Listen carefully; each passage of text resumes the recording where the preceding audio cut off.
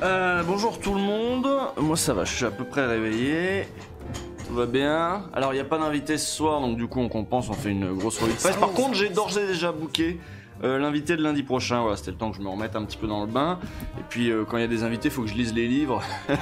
Donc là bon j'ai pris le temps de lire un livre. Ah bah je peux vous dire déjà qui ce sera, lundi prochain, vous pouvez le noter sur vos tablettes comme on dit. Alors, vous avez vu, en plus, cette expression vient d'avant l'invention des tablettes. Hein, c'est dire si c'était... Il est où le livre? Salaud! Merde.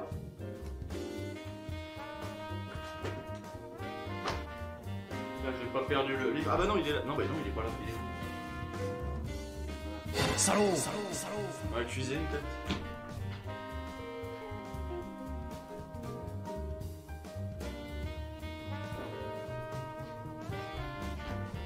C'est bon, j'ai retrouvé. Salaud! J'ai retrouvé, et donc je suis content de vous dire qu'on va recevoir Maurice Midena, l'auteur de... Hop, Entrée rêveur, sortez manager. Salaud! Formation et formatage en école de commerce. C'était en partie sur son article du Monde Diplo que je m'étais basé pour faire mon épisode d'Ouvrez les guillemets sur les écoles de commerce. Et donc, c'est logique du coup derrière donc lui il m'a envoyé le bouquin, donc ça va être logique de lui renvoyer l'ascenseur et de s'entretenir avec lui sur pourquoi il a travaillé sur les écoles de commerce, qu'est-ce qu'il a découvert et tout, mais pour ça, il faut que je lise un peu. On va peut-être vous faire aussi je vais peut-être vous faire un chapitre 1 sur ce bouquin, que je vous conseille d'ores et déjà parce que le sujet est traité de manière un petit peu mordante, vraiment. Moi, j'ai lu que j'ai pas eu le temps, hein, juste feuilleté le début, donc c'est très bien. Voilà. Alors, le débat Lordon-Piketty. Ah mais ça c'est pas à moi qu'il faut dire, j'ai dit c'est à Bolchegeek. D'ailleurs Bolchegeek, je sais pas s'il a eu le temps de vous l'annoncer, mais il va se faire une activité de stream un petit peu plus développée à partir de dans pas longtemps parce qu'il va déménager. Donc je crois que ça il vous l'avait dit sur sa chaîne hein, qu'il cherchait à déménager pour avoir. Donc voilà, ça va être possible et peut-être que là du coup on pourra faire notre truc sur Piketty machin. Salut Zulzo, salut Host. Une crèmerie où l'acheter à Lyon? Bah je sais pas, moi je l'ai acheté, je sais pas, à Lyon vous allez au Bal des Ardents, voilà, vous devriez trouver ça au Bal des Ardents. Bon j'aurais fait un petit sondage parce qu'il y en a qui ont déjà vu le OLG, voilà. Par rapport à ce que vous avez vraiment pensé du OLG qui est sorti aujourd'hui.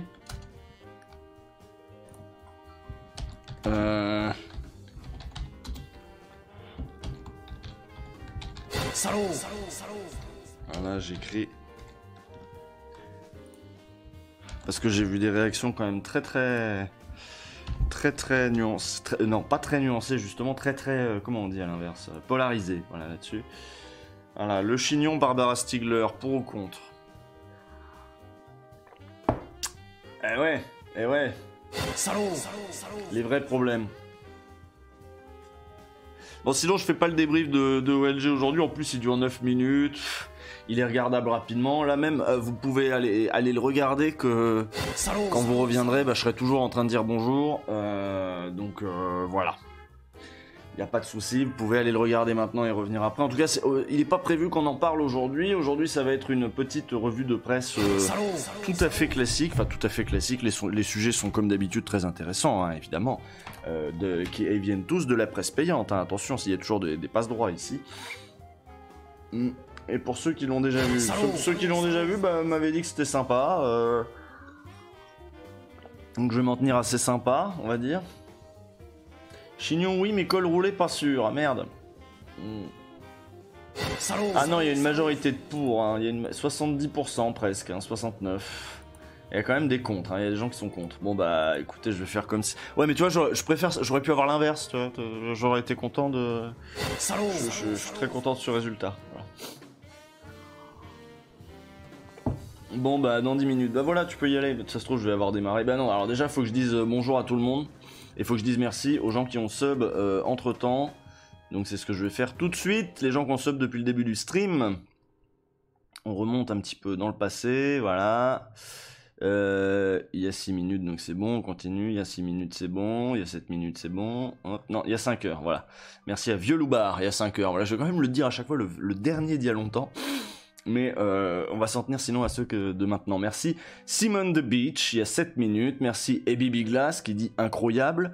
Merci Calme Enfant for the win. OLG sympa cette semaine, hâte de voir la suite lundi prochain. Les fachos vont encore moins aimer. Hein. Et là, pas que les fachos d'ailleurs. Enfin bon, bref.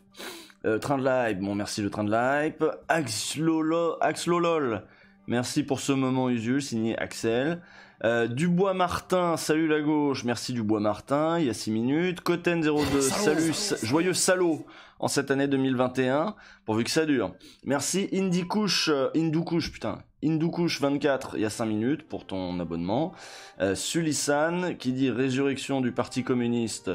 Mais il est pas mort le Parti communiste, il est fatigué. Donc merci pour ton prime. Merci HBK Live, GG pour l'OLG comme d'hab et GG pour le reste aussi, stream, etc. Eh ben merci, tant qu'il y a... si ça sert à quelque chose. Merci Yop Yo, pour... il y a 6 minutes. Merci Hipstérique, merci Don Père, merci d'accompagner ma fin de journée télétravail. X Borout étrange, enfin Cross Borout étrange, ouais bah désolé pour toi. Merci TipTop 0340, c'est des gens qui m'ont dit ça hein, quand même, le télétravail mine de rien. On se fait un peu chier. Merci The Toubib, quelle intro endiablée. Ouais, c'était bien, c'est rare que j'ai envie de rester sur la musique comme ça. Donc c'était un album jazz de Final Fantasy, j'espère que ça va pas susciter des strikes trop importants. Hein. C'est voilà, Jazz Square Enix Music Volume 2, donc je crois que c'est un truc officiel, hein, c'est pas des covers... Ouais, c'est ça, c'est que des japonais, voilà, ouais, ok. Bon, ça a l'air très bien, ça donne envie de tout écouter. Oh là là, oh là là, oh là là. On vient de me dire, j'ai filé ton mail à Chapoutot qui veut te remercier en personne pour la chronique, mais j'ai vu c'est pas vrai. C'est pas vrai. Bah écoute, on va l'avoir en live du coup, on va lui demander de venir en live s'il veut me parler en mail.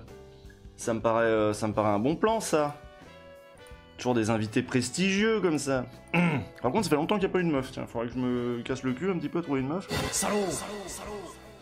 Si je fais au fil des lectures, c'est vrai que... En plus, j'ai plutôt fait des gens qui m'ont envoyé leurs bouquins, genre Maurice Medina, c'est le cas, Nicolas Framont, c'est le cas. Donc, du coup, ce serait bien de contrebalancer. Peut-être... Tiens, enfin bon, bref. Oui, une meuf. Bah oui, quelqu'un qui soit pas un mec, quoi.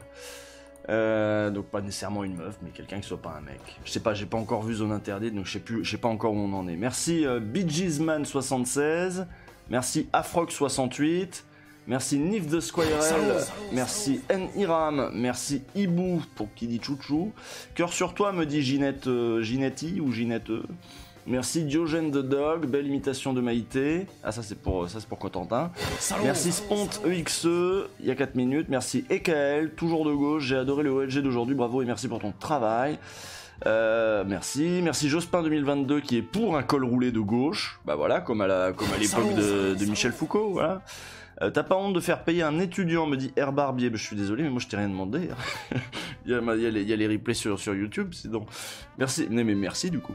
Merci Sidney Govou, la légende. Bonjour la gauche. Merci Emma Clobou, il y a 2 minutes. Merci Macnoff China. Spécial dédicace au feed de LR et de Paname. D'accord. Merci Fidel Bill. Ouais, c'est ça de dire Skyrock là. Ce sub est payé avec vos impôts, me dit Fidel Bill qui doit avoir un poste de planqué de fonctionnaire évidemment. Merci Chloupinet et Champitom pour ton travail de qualité, me dit-il. Et merci enfin Dux Online qui, pareil, a offert un sub à Cyber Turbox Trem 3000. D'accord, un truc comme ça. Bah oui, Sophie Eustache peut-être, mais j'ai pas. En plus, j'y ai pensé à la librairie l'autre jour, puis j'ai pas trouvé son bouquin, mais j'étais dans une petite librairie, je suis pas allé jusqu'au Bal des Ardents justement cette fois-là, alors que je l'ai vu au Bal des Ardents son bouquin, et il est tout petit. Merci le Lanterneur, qui s'est abonné avec son Prime, hier, me dit-il. Pour la suite de ton LG, t'as une lecture qui m'a marqué, c'est Nos ancêtres les Germains, les archéologues au service du nazisme de Laurent Olivier. Eh ben voilà, je connaissais pas celui-là. Merci Tesserac. La situation dans les écoles est satisfaisante. La situation dans les écoles est satisfaisante. Ouais, je sais, c'est pas encore ouf, Jean Castex. Mais là, j'ai pas la voix fou. Parce que je fais toujours une petite sieste, hein, parce que je bosse un peu jusqu'au dernier moment, je me lève super tôt. Alors là, aujourd'hui, par exemple, je me suis levé à 5h. Non, à 7h. Ouais, ok, d'accord. Je me suis levé à 7h, bah, j'appelle ça super tôt, pour finir mon montage. Et voilà. Donc du coup, l'après-midi, je fais une petite sieste. J'avoue, je voulais streamer à 14h, et puis non, petite sieste, quoi. J'ai entendu mon nom, là. Mais oui, c'est parce qu'il y a quelqu'un dans le chat qui a dit invite Sophie Eustache. Et je dis oui, mais j'ai pas le bouquin, donc il faudrait que j'aille au bal des Ardents. Voilà, je résumais. Dans Jean Castex, c'était le meilleur moment de OLG. Ah oui, tu préfères ça quand il y a des nazis, par exemple? Je ne comprends pas. Les gars, à Square, c'est les pires, ah merde. Ah merde. Bon, on va couper la zik alors. Si c'est les pires. Je vais le mater sur OLG parce que je comprends rien. Bah, il y a des nazis, ça parle de nazis. Et en plus, alors attends, c'est quoi le titre? Parce que, évidemment, ah oui, moi j'avais mis Hitler, Trump, Zemmour, le logiciel de l'extrême droite décrypté, ils ont viré Zemmour. De Hitler à Trump, c'est encore plus clair, je trouve. Non, à la base, je voulais mettre Trump, Zemmour. Et on m'a dit, bah hésite pas, parce que tu parles d'Hitler, hésite pas à mettre Hitler, quoi. Je fais, ah ouais, j'ai peur un peu, YouTube, l'algo, je sais pas trop. J'ai peur que la vidéo elle tombe dans les tréfonds, genre personne n'est de notif parce qu'il y a marqué Hitler ou je sais pas quoi. Voilà. Merci la basinade pour ton abonnement. Et on m'a dit bon bah non mais si mais Hitler. Aurélie Trouvé, évidemment. Allez on se dépêche, on peut plus d'attendre. Mais je préfère avoir un bouquin, un support, tu vois, pour pas faire juste une interview d'actualité, mais faire une interview un peu de fond sur des trucs d'un bouquin. Après je sais pas si elle a fait un bouquin pas récemment. En tout cas. Salaud. Ramouniette, merci Ramouniette pour le prime. Donc là je suis encore en train de me réveiller. En revanche on va quand même faire voilà, je vais vous dire ce que je vous ai mis de côté aujourd'hui. Voilà. Alors, j'avais écrit quoi? Dans la description j'avais écrit vaccins, influenceurs gouvernementaux, changement climatique et Institut Montaigne, vaste programme. Comment le français Sanofi s'est retrouvé distancé dans la course au vaccin. C'est vrai, qu'est-ce qui s'est passé? C'est la faute à qui? Ça serait bien de savoir si on peut dire que c'est la faute à Macron ou pas, tu vois. Après des débuts prometteurs, une erreur de laboratoire a fait perdre 5 à 6 mois au groupe, sans renoncer à ses projets. L'hypothèse qu'il mette son outil industriel à disposition de ses concurrents les plus avancés est à l'étude. Donc c'est très bizarre, mais voilà, ça permettrait de savoir pourquoi il n'y a pas de vaccin Sanofi. Oh, Val de Reuil, ça je connais ça. Parce que moi je sais pas, donc là c'est ma curiosité qui a parlé dans le choix de cet article. Ensuite, toujours sur Le Monde, politique, gouvernement Castex, les influenceurs, nouvel outil de communication du gouvernement, par Elena Pougin. Sur Instagram, Snapchat ou TikTok, des ministres utilisent cette méthode pour faire passer des messages aux plus jeunes, mais l'exercice irrite aussi certains internautes. Merci monsieur Good Gift. Mais non, vous inquiétez pas pour moi. Salut Usul, merci pour ce OLG fantastique. Donc voilà, ça me paraît être un bon truc, article réservé aux abonnés. Lecture 4 minutes, bon il est pas très long, mais on aurait des noms. Hein. Ludovic B, avec le porte-parole du gouvernement Gabriel Attal, qui l'a suivi toute une journée. C'est vrai que Gabriel Attal, il aime bien faire ça. On avait parlé de Brune Poisson, voilà, on pourrait voir ce qui continue à se faire. Thibaut InShape, évidemment. Ensuite... Le monde financier face au changement climatique, un article, je crois que c'est de Martine Orange. Merde, je croyais que c'était un article et bah non, c'est un dossier. Putain, j'ai super bien préparé, c'est cool. Et moi, c'était celui de Martine Orange que je voulais lire, le dernier là. Mais c'est pas ça, il est où le dernier? Ah mais il n'y a pas de dernier, ils ont juste remis un vieil article. Bon bah très bien, on va prendre un des trois. Hein. Alors lequel a l'air le mieux? La BCE se rêve en chef d'orchestre. C'est le premier qui m'a l'air bien, quand les marchés s'aveuglent sur le risque climatique. Voilà. Je crois que c'est pour ça que j'avais cliqué. Voilà, bon, c'est très bien préparé cette émission. Donc, quand les marchés s'aveuglent sur les risques climatiques, en parole, les financiers sont convaincus de la nécessité de lutter contre le réchauffement climatique, mais les actes peinent à suivre. Les marchés se refusent toujours à évaluer les risques. Pour les banques centrales, la sous-estimation de ces dangers pourrait entraîner une crise systémique majeure. Donc, c'est un article qui a 1 an, mais qui prend sens au moment où là, aujourd'hui, c'est le One Planet Summit. Ça y est, on reparle d'écologie, c'est de nouveau à l'agenda. Donc, on va aller regarder qu'est-ce qui bloque, qu'est-ce qui fait que mine de rien, le capitalisme ne fait pas sa transition vers un capitalisme vert de lui-même, et apparemment il sous-estimerait les risques. C'est un problème qu'on a souvent sur les marchés financiers. Le OLG il est super, mais surcouche Trump sur Chapoutot est fine. Mais la surcouche, hâte à la semaine prochaine du coup. Eh ben merci à toi. Ah merde, on est en 2021, c'est vrai. Oui. Ensuite, dernière, je me suis, pour vous, abonné à Libé, c'est fait. De toute façon, en plus, je prenais plus le temps de le lire parce que, vous savez, avant, moi, je lisais Libé dehors avec ma bière. Ça me faisait une demi-heure, une petite lecture de Libé, des articles que je trouvais intéressants. Sauf que là, il y a plus de dehors, il y a plus de bière et j'achète plus Libé papier. Et puis, en plus, je vous fais ces revues de presse là. Donc, hop, c'est fait. C'est fait, on a l'abonnement Libé, on va pouvoir regarder notamment les enquêtes et les interviews de Libé.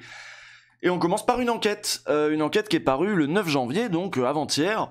L'Institut Montaigne, vous avez déjà entendu parler de l'Institut Montaigne, la très riche boîte à idées de la Macronie, un article une enquête de Jérôme Le Filiatre. Voilà, Laurent Bigorne, directeur de l'Institut Montaigne. Donc, de mieux en mieux financé, le think tank néolibéral est plus proche que jamais du pouvoir en place. Pour la sortie de crise, il pousse un agenda très favorable aux grandes entreprises qui le soutiennent. Comment ça marche un think tank ? Qu'est-ce que c'est que ce think tank-là en particulier ? Qui le finance et comment ça marche pour éviter les théories du complot ? Le mieux, c'est encore d'avoir des enquêtes et un des outils d'influence des grandes entreprises sur le pouvoir politique, et ben c'est le think tank, la soi-disant boîte à idées. Voilà, donc voilà les 4 articles que je vous ai choisis aujourd'hui. Merci Choucroute Master, tes streams c'est toujours un bon moment, merci. No joke, ma copine y travaille. Ah, bon. Complotiste !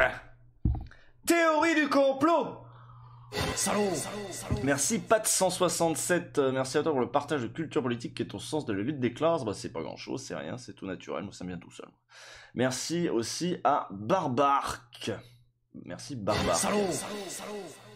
Est-ce que tu as prévu de citer Ingrao en plus de Chapoutot la semaine prochaine ? Il est complémentaire et fait des blagues rigolotes. Oui, j'ai aussi regardé ce que faisait Ingrao. C'est pas le même angle, mais ça m'intéresse aussi. Et en fait, je comptais le mobiliser la semaine prochaine. Mais t'es trop fort, toi.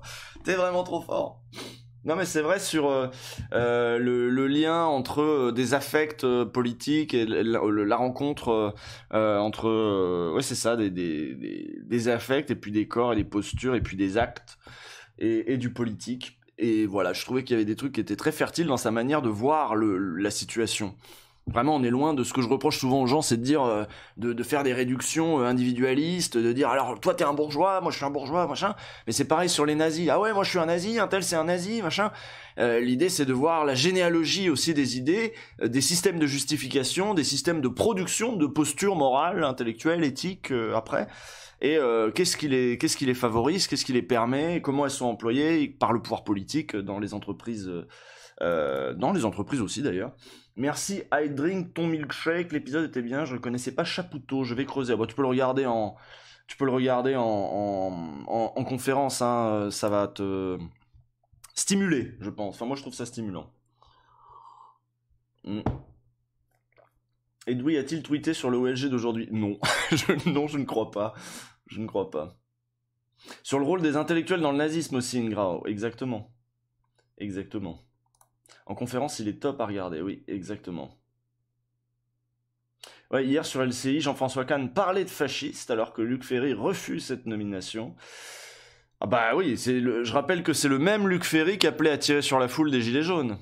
Donc on comprend bien que c'est le genre de rapprochement qu'il va pas aimer, cette espèce de Versaillais là. La vidéo d'Horizon Gull est très complémentaire au OLG, je trouve. Ah ouais, bah c'est toujours de la psychologie sociale. Mais j'ai toujours pas vu. Le petit texte sur Roberton, c'était top. Ah ouais, alors d'où ça vient ça ? C'est parce que j'étais à la gare. J'étais à la gare au relais quoi, et au relais vous savez il y a toujours des bouquins, et il y a toujours beaucoup de bouquins de merde d'ailleurs, et donc là j'ai vu le dernier bouquin d'Oberton, et en fait c'est littéralement un truc de développement personnel nazi, c'est-à-dire il donne 10 trucs, c'est 10 chapitres qui sont des commandements pour ce que devrait être et faire un bon patriote. C'est bon, j'ai fait ah d'accord, on en est là, on fait des bouquets, et c'est pas con hein, je veux dire il y a une demande de développement personnel, il y a une demande de nazisme, c'est peut-être le moment de faire, je sais plus comment s'appelle son bouquin de merde, mais j'avais pas prévu d'en faire la pub plus que ça dans le OLG. Merci Iwello, passionnant le OLG d'aujourd'hui. Ah bah merci. c'est l'installateur de fenêtres. Quoi? Il y a un marché, en effet, ouais. Alors là, voilà, Rio 4 a mis la vidéo de Reason Girl. Jordan Peterson à la française, je pense qu'il aimerait bien, ouais. Je pense qu'il aimerait bien. Renaud Meltz a fait une superbe biographie sur Laval, qui rend bien compte de la dérive d'un petit député de gauche vers la collaboration zélée avec les nazis, et a fait un entretien très cool, dispo sur YouTube. Ah bah je vais regarder, tiens. Je vais regarder. De toute façon, je comptais aussi mobiliser Paxton la semaine prochaine, parce que c'est rigolo, hein. Personne connaissait Paxton en dehors des cercles universitaires, tu vois, cet historien américain qui nous a un peu mis le nez dans notre caca, hein, parce que, bah, par exemple, pour ce qui est de la question juive, comme on disait, ni Laval ni Pétain n'avaient eu d'ordre explicite de démarrer l'épuration, etc. Et ils l'ont démarré malgré tout, en faisant même du zèle par rapport à ce que leur demandait, je sais pas, Heinrich, là, non merde, comment il s'appelle, Eichmann, voilà. Par rapport à ce que pouvait demander Eichmann, et donc du coup, voilà, les historiens français avaient peut-être jusque-là un petit peu sous-estimé le volontarisme de la collaboration. Et Paxton, lui, nous a mis le nez dans notre caca. Et maintenant, autant les gens le connaissaient pas trop il y a quelques années, alors que ça doit dater des années 80, cette histoire. Mais ouais, 80, je pense. Autant maintenant, ça y est, il est cité par Éric Zemmour pour dire que Paxton, lui aussi, contribue au déclin de la France, à nous critiquer, à nous appliquer des grilles qui n'ont pas lieu d'être, des grilles de lecture issues des États-Unis. Ben, c'est normal, lui, c'est un historien qui n'est pas français, donc qui a eu un regard un peu plus dépassionné sur la question et qui s'est surtout contenté de regarder les archives. Donc apparemment on me dit qu'il y a une vidéo d'Estonie sur le sujet, je ne savais pas. Merci Louis Cité. Oui, bah si vous voulez mettre la vidéo d'Estonie dans le dans le truc, il n'y a pas de souci. Voilà. C'est bon, on va peut-être pouvoir démarrer. Bah, on va peut-être faire le vote. As-tu prévu de faire une vidéo sur le complotisme ? Je suis pas contre les vaccins, mais contre Sanofi, comment je fais ? Oh, bah écoute, tu te démerdes, hein. C'est toi qui as choisi d'avoir des positions compliquées. Je suis pas... hein, bon, alors, on commence par quoi ? Voilà. On commence par quoi ? Le retard du vaccin. Est-ce que j'ai la place d'écrire Sanofi ? Oui, je pense, oui. Oui, retard du vaccin Sanofi. Influenceur du gouvernement. Non, je vais mettre juste influenceur gouffre parce que j'ai pas la place. Donc on a quoi ? Les marchés financiers verts. Merde, j'ai pas la place. Les marchés financiers. Merde, comment je peux faire ? Le vert ou la bourse. Voilà, le vert ou la bourse, c'est nul. Et ensuite... Non, ah oui, l'Institut Montaigne, bien sûr. L'Institut Montaigne. Voilà, vous votez, vous avez 1 minute pour voter. Merci. Axel Desrouges, gloire au chignon, merci pour ton travail. Merci. Bah de rien, ça vote là, ça vote, c'est bon. Salaud. Merde, je suis tombé sur une fin de morceau, donc ça ne marche pas. J'avais une chance sur combien, hein ? J'avais une chance sur 40 ? 50 ? Des millions ? Des milliards ? Salaud. Voilà.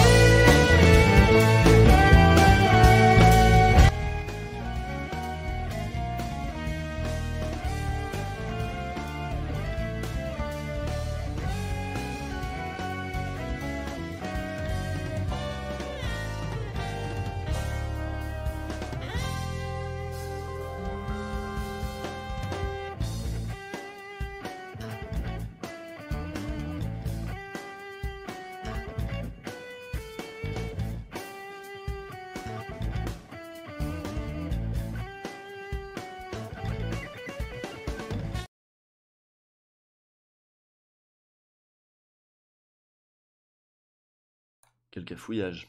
Quel cafouillage total, hein. Terrible. Bon alors, c'est quoi les résultats ? Moi, j'ai pas vu les résultats. Les résultats... Ils sont où qui sont... Voilà. L'Institut Montaigne, premier. Les influenceurs gouvernementaux, deuxième. Retard du vaccin Sanofi, troisième. Et enfin, la finance et l'écologie, ça vous intéresse pas du tout. Très bien, la bourse c'est un truc de capitalisme, mais justement c'est pour les attaquer. Enfin bon, tant pis. Je savais que c'était le truc le plus chiant des quatre, hein, je le savais. Bon, tant pis. Trop fort, merde, pardon. Bon bah très bien, on va faire comme vous avez dit. Si vous... Hein. Merci Médéric64, merci Char45, tes lives sont vraiment cool. Prends donc mon argent, sinon, comme invité, tu pourrais proposer à Maboula Soumaoro, vu que tu as déjà lu une partie de son livre ici, ce serait raccord. Mais complètement, mais elle a pas de Twitter. Elle a pas de Twitter, ça me complique la prise de contact. Tu penses bien que j'ai pensé en plus. Merci Swan Machine, merci, c'est bon. Voilà. Voilà. En plus, j'aimerais bien la voir. Si quelqu'un a le contact... On sait que donc voilà, donc on a dit d'abord l'Institut Montaigne, ensuite les influenceurs, en troisième le vaccin Sanofi. Et j'avoue que je pense que j'aurais peut-être voté dans cet ordre-là, mais ça fait plaisir parce que j'ai pas pris l'abonnement Libération pour rien. On va pouvoir lire cette enquête de Jérôme Le Filiatre ensemble sur l'Institut Montaigne. Elle est longue ou pas? Je suis sûr qu'elle est longue. Oh, ça devait être une double page ça dans Libé. Très très bien. Bon, donc ça date de ce week-end en fait, c'est le Libé de ce week-end ça. 9 janvier, oui c'est ça. Bon, sinon pourquoi ne pas inviter des randoms pour donner la parole? Parce que l'exercice de la radio libre, j'ai essayé. C'est souvent compliqué parce que tu te retrouves déjà avec que des mecs qui sont en général plutôt d'accord. Moi, s'il y a quelqu'un qui commence à dire des bêtises, j'ai plutôt envie d'être agressif et du coup je me montre pas sous mon meilleur visage. Je préfère parler en profondeur d'un sujet dont quelqu'un est spécialiste plutôt que de dire des généralités, de vous laisser dire des généralités que je pourrais dire moi-même. Après, il y a le truc par contre du témoignage, où là quelqu'un parlerait éventuellement de sa spécialité, ou de son métier, ou de son engagement sur... Ça, à ce moment-là, c'est encore autre chose. C'est pas juste prendre les gens au téléphone, au pif. Ça demande pareil une petite préparation, ça veut dire qu'il faut que je prépare, un peu comme on avait fait sur le truc sur McDo. Sur McDo, on n'avait pas, j'avais la journaliste qui avait écrit l'article et j'avais une des militantes. Tu vois, avoir des militants, ça fait sens. Avoir juste des spectateurs qui mettent le coude sur le bar et qui disent moi de toute façon, je pense que le communisme c'est mieux que le capitalisme. Oui, c'est bien, on est d'accord. Et vu que personne va venir pour me dire que le capitalisme c'est mieux, voilà. Bon. Oui, c'était bien le truc sur McDo, voilà. Je peux vous parler de mon école de commerce. Oui, bah voilà, ça, là déjà, il y aurait une... oui, mais tu vois, c'est un témoignage. Dans ce bouquin, il y en a plein des témoignages. Et c'est une enquête, c'est mieux qu'un témoignage, tu vois. Vous voyez Enfin, j'espère que je suis clair, que ça fait pas trop...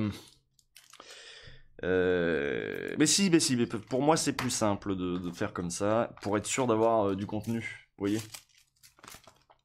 Ça se prononce Montagne. Bah non, c'est l'Institut Montaigne, qu'est-ce que vous dites?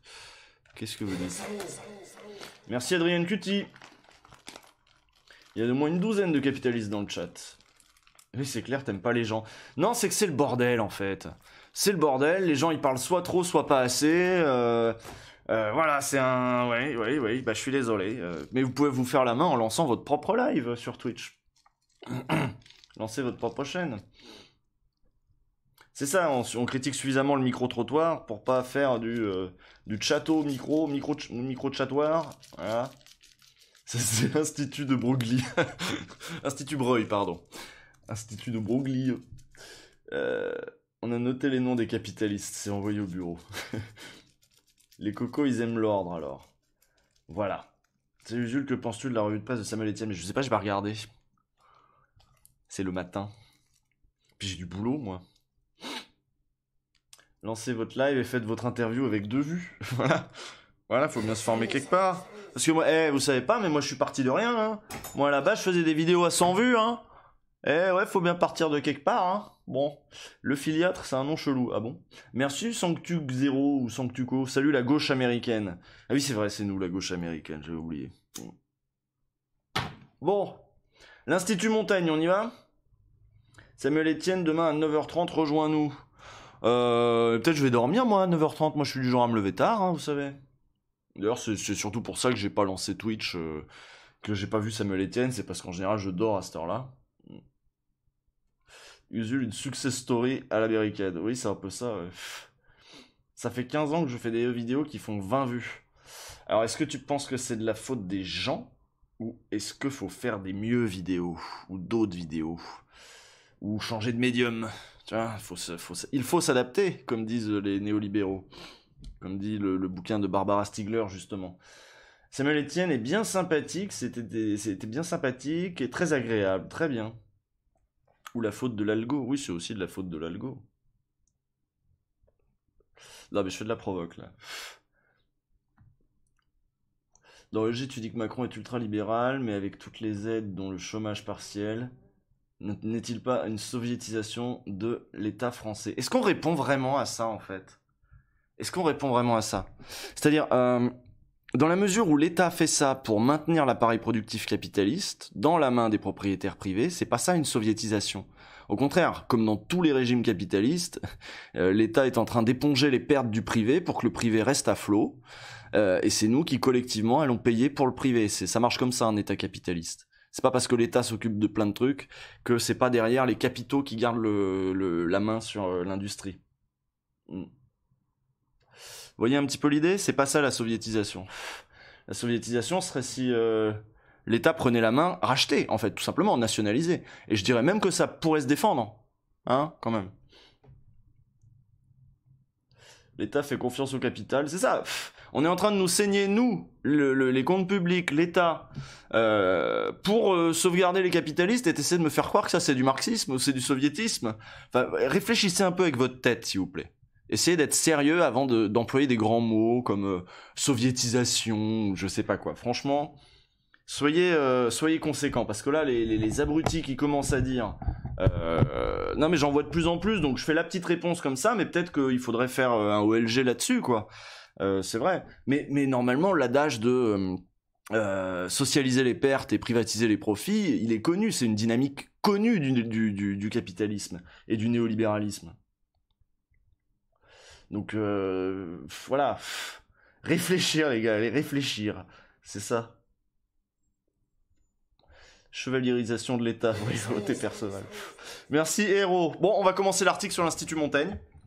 L'Institut Montaigne qui justement fait partie de ceux qui poussent pour que l'État n'abandonne pas, parce que tu vois, je disais l'État sauve l'appareil capitaliste, parce qu'il pourrait faire deux choses, il pourrait nationaliser, mais il pourrait aussi dire, bah c'est le marché, cassez-vous la gueule.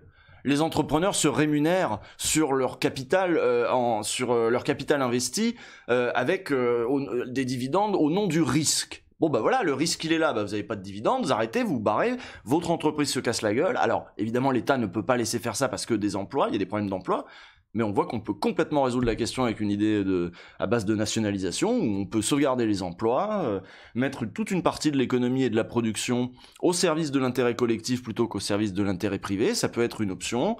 L'État peut créer des emplois, il peut même créer des emplois dans la fonction publique dont on manque radicalement, dans l'éducation nationale, dans les hôpitaux, dans la fonction publique territoriale, etc. Donc voilà, il y a d'autres solutions pour sauver l'emploi, mais idéologiquement, l'État a décidé que grâce à des gens comme l'Institut Montaigne, c'est aux capitalistes de fournir des emplois. Donc on va sauver les capitalistes jusqu'au bout, soi-disant pour les emplois, hein. Mais évidemment on tiendrait l'État responsable s'il laissait tout s'écrouler, mais tout en laissant la propriété privée des moyens de production aux capitalistes. Voilà. T'as oublié dans la police. Oui, c'était peut-être à dessein. Merci Fred Masson pour ton 4e mois d'abonnement. L'OLG sur ce sujet était peut-être nécessaire. Si l'État nationalise les entreprises, il a tous les pouvoirs, du coup c'est un problème. Bah ça dépend. Ça dépend dans quel secteur. Il y a des secteurs dans lesquels le pouvoir soit entièrement à l'État, moi ça me dérangerait pas, tu vois. Par exemple les chemins de fer, les infrastructures ferroviaires, etc. Le transport des personnes, voire des marchandises, ça me gênerait pas que l'État ait le monopole là-dessus. L'énergie, voilà, c'est ça. Les soins, l'éducation. C'est un bédo que tu fumes, mais bien sûr que non. Tu m'as pris pour un junkie ou quoi? Bref, vous voyez, il y en a un qui dit la culture. La culture, je suis un peu moins chaud, tu vois. La presse, pareil. Merci Lady Cassidy et bonsoir. Allez, on démarre l'article de l'Institut Montaigne, la très riche boîte à idées de la Macronie. De mieux en mieux financé, le think tank néolibéral est plus proche que jamais du pouvoir en place. Pour la sortie de crise, il pousse un agenda très favorable aux grandes entreprises qu'ils soutiennent, malgré qu'il y ait quelques perdus qui pensent que là actuellement l'État soutient une soviétisation de l'économie. Merci pour ton taf et les conseils lecture. Mais oui, c'est ça, je suis curateur influenceur en librairie. Voilà. Donc, un sentiment de satisfaction a rempli Franck Morel lorsqu'il a entendu le 26 octobre la ministre du Travail présenter le dispositif de transition collective, une nouvelle offre de formation professionnelle financée par l'État à hauteur de 40 à 75%, visant à reconvertir des salariés dont l'emploi est menacé vers des qualifications porteuses localement. Avocat en droit du travail au cabinet Flichy-Granger, Franck Morel, qui conseille des entreprises, a reconnu dans cette nouveauté la proposition qu'il avait lancée un mois plus tôt dans une note rédigée pour l'Institut Montaigne, le think tank d'orientation libérale. Je crois pas que l'idée était déjà dans les cartons. J'ai sans doute participé à la mise en lumière et à l'acceptabilité de cette mesure. Ma note n'y a pas nui en tout cas, explique tranquillement Franck Morel. Il est évident que cette note, écrite tout seul dans mon coin, aurait eu beaucoup moins de résonance, poursuit l'avocat. Montaigne lui en a donné. Flanqué de ce label, Franck Morel a eu le droit à une invitation du directeur de cabinet d'Elisabeth Borne, Thomas Audiger. Le rendez-vous a eu lieu quelques semaines avant l'annonce de la ministre. Franck Morel a défendu son plan en compagnie de Laurent Bigorne, le directeur de l'Institut Montaigne. Merci Jacques Toubon. Je fais bien les bourgeois. Bah ouais. Et merci Mirabulesque. Merci Mirabulesque pour le prime. Non, c'est pas François Morel, là. Donc vous avez vu, bon, les mecs, ils rédigent une note à l'Institut Montaigne, bim, tu passes direct au bureau d'Elisabeth Borne, donc qui est la ministre du Travail maintenant, et hop, quelques semaines plus tard, c'est bon. Bon, tu retrouves ta loi, tu retrouves ta mesure dans une loi. C'est quand même bien foutu. Merci New Incor. Si ça marchait comme ça à la CGT, ça serait sympa. Donc, le rendez-vous a eu lieu il y a quelques semaines avant l'annonce de la ministre. Franck Morel y a défendu son plan en compagnie de Laurent Bigorne, le directeur de l'Institut Montaigne. J'ai pas raté un salaud. Tu peux zoomer, s'il te plaît? Ah oui, c'est vrai que j'ai pas zoomé sur l'IB encore. Alors attends. L'IB n'est pas encore au standard de ce stream. L'Institut Montaigne est financé par qui? Mais par Georges Soros, bien évidemment. Non, mais on va voir ça dans l'article un petit peu plus tard. Merci Beck Benzen, voilà, c'est lui que j'avais raté. Ça se prononce sinistre du travail. Entre les trois hommes, donc Bigorne, Morel et Thomas Audiger, donc directeur de cabinet d'Elisabeth Borne. Je sais pas si je vous rappelle ce qu'est un directeur de cabinet, hein, vous savez bien, il y a le ministre, et puis derrière le ministre, il y a toute une petite administration qui donc dans le ministère, et cette administration, elle est dirigée par le directeur de cabinet, le DIRCAB, qui a en fait une position centrale. Parfois, c'est même le DIRCAB qui va pousser des mesures. Voilà, il peut souffler des choses aux oreilles de la ministre. Et voilà. Le chat demande un zoom sur l'article. C'est bon, c'est fait. Merci Rio 4. Il est évident donc voilà que cette note, on l'a dit. Donc entre le directeur de cabinet d'Elisabeth Borne, Franck Morel et Laurent Bigorne, il n'a pas été besoin de justifier le dialogue par des politesses de présentation. Ils font partie du même cercle de pensée, à l'aise avec la politique d'Emmanuel Macron. Avant de remettre la robe et d'être promis senior fellow, bénévole à Montaigne, Franck Morel a été le conseiller social d'Édouard Philippe à Matignon entre mai 2017 et juillet 2020. Donc c'est les mêmes mecs de toute façon qui passent de l'un à l'autre, y a pas de souci. Thomas Audiger a co-animé le groupe Travail-Emploi de la campagne présidentielle du chef de l'État il y a 3 ans. Quant à Laurent Bigorne, il a été l'un des membres du comité exécutif de cette campagne, l'une des principales têtes chercheuses de son pôle ID. Donc voilà, là c'est pour nous dire, vous voyez, Institut Montaigne, il y a une homogénéité il y a une homogénéité sociale et idéologique très claire, parce que c'était des gens qui étaient engagés près d'Emmanuel Macron, machin. Jusque-là, un think tank pro-Macron qui produit des idées pro-marché, il n'y a rien de foufou. L'anecdote raconte la place de choix occupée par l'Institut Montaigne dans la sphère de pouvoir gravitant autour d'Emmanuel Macron. 20 ans après sa création par l'ancien patron d'AXA, Claude Bébéar, l'association qui se présente comme une plateforme indépendante de réflexion, de proposition et d'expérimentation consacrée aux politiques publiques en France, n'a jamais été aussi présente au sommet de l'État, aussi puissante et influente. La fondation de Saint-Simon de notre époque, mais à droite. Proche idéologique du macronisme, elle produit des idées pour ses représentants. Alors la Fondation Saint-Simon, je crois que c'était le truc de Pierre Rosanvallon. Je crois que c'est un truc qui n'existe plus maintenant, mais c'était un peu le truc de gauche, mais quand même néolibéral, tu vois. C'était de la gauche anticommuniste, mais c'était un think tank aussi. L'Institut Montaigne est à la mode, son identité techno-libérale colle parfaitement avec celle de l'exécutif, observe un conseiller en communication réputé qui fraye dans le monde des affaires et de la politique. C'est la fondation Saint-Simon de notre époque, mais à droite, se marre un ancien membre de ce club d'influence qui joue un rôle non négligeable dans la conversion du Parti Socialiste au libéralisme dans les années 80. Ah oui, c'est plus vieux que ça, je crois que c'était 90. Oui, ça n'existe plus depuis les années 90, c'est ça.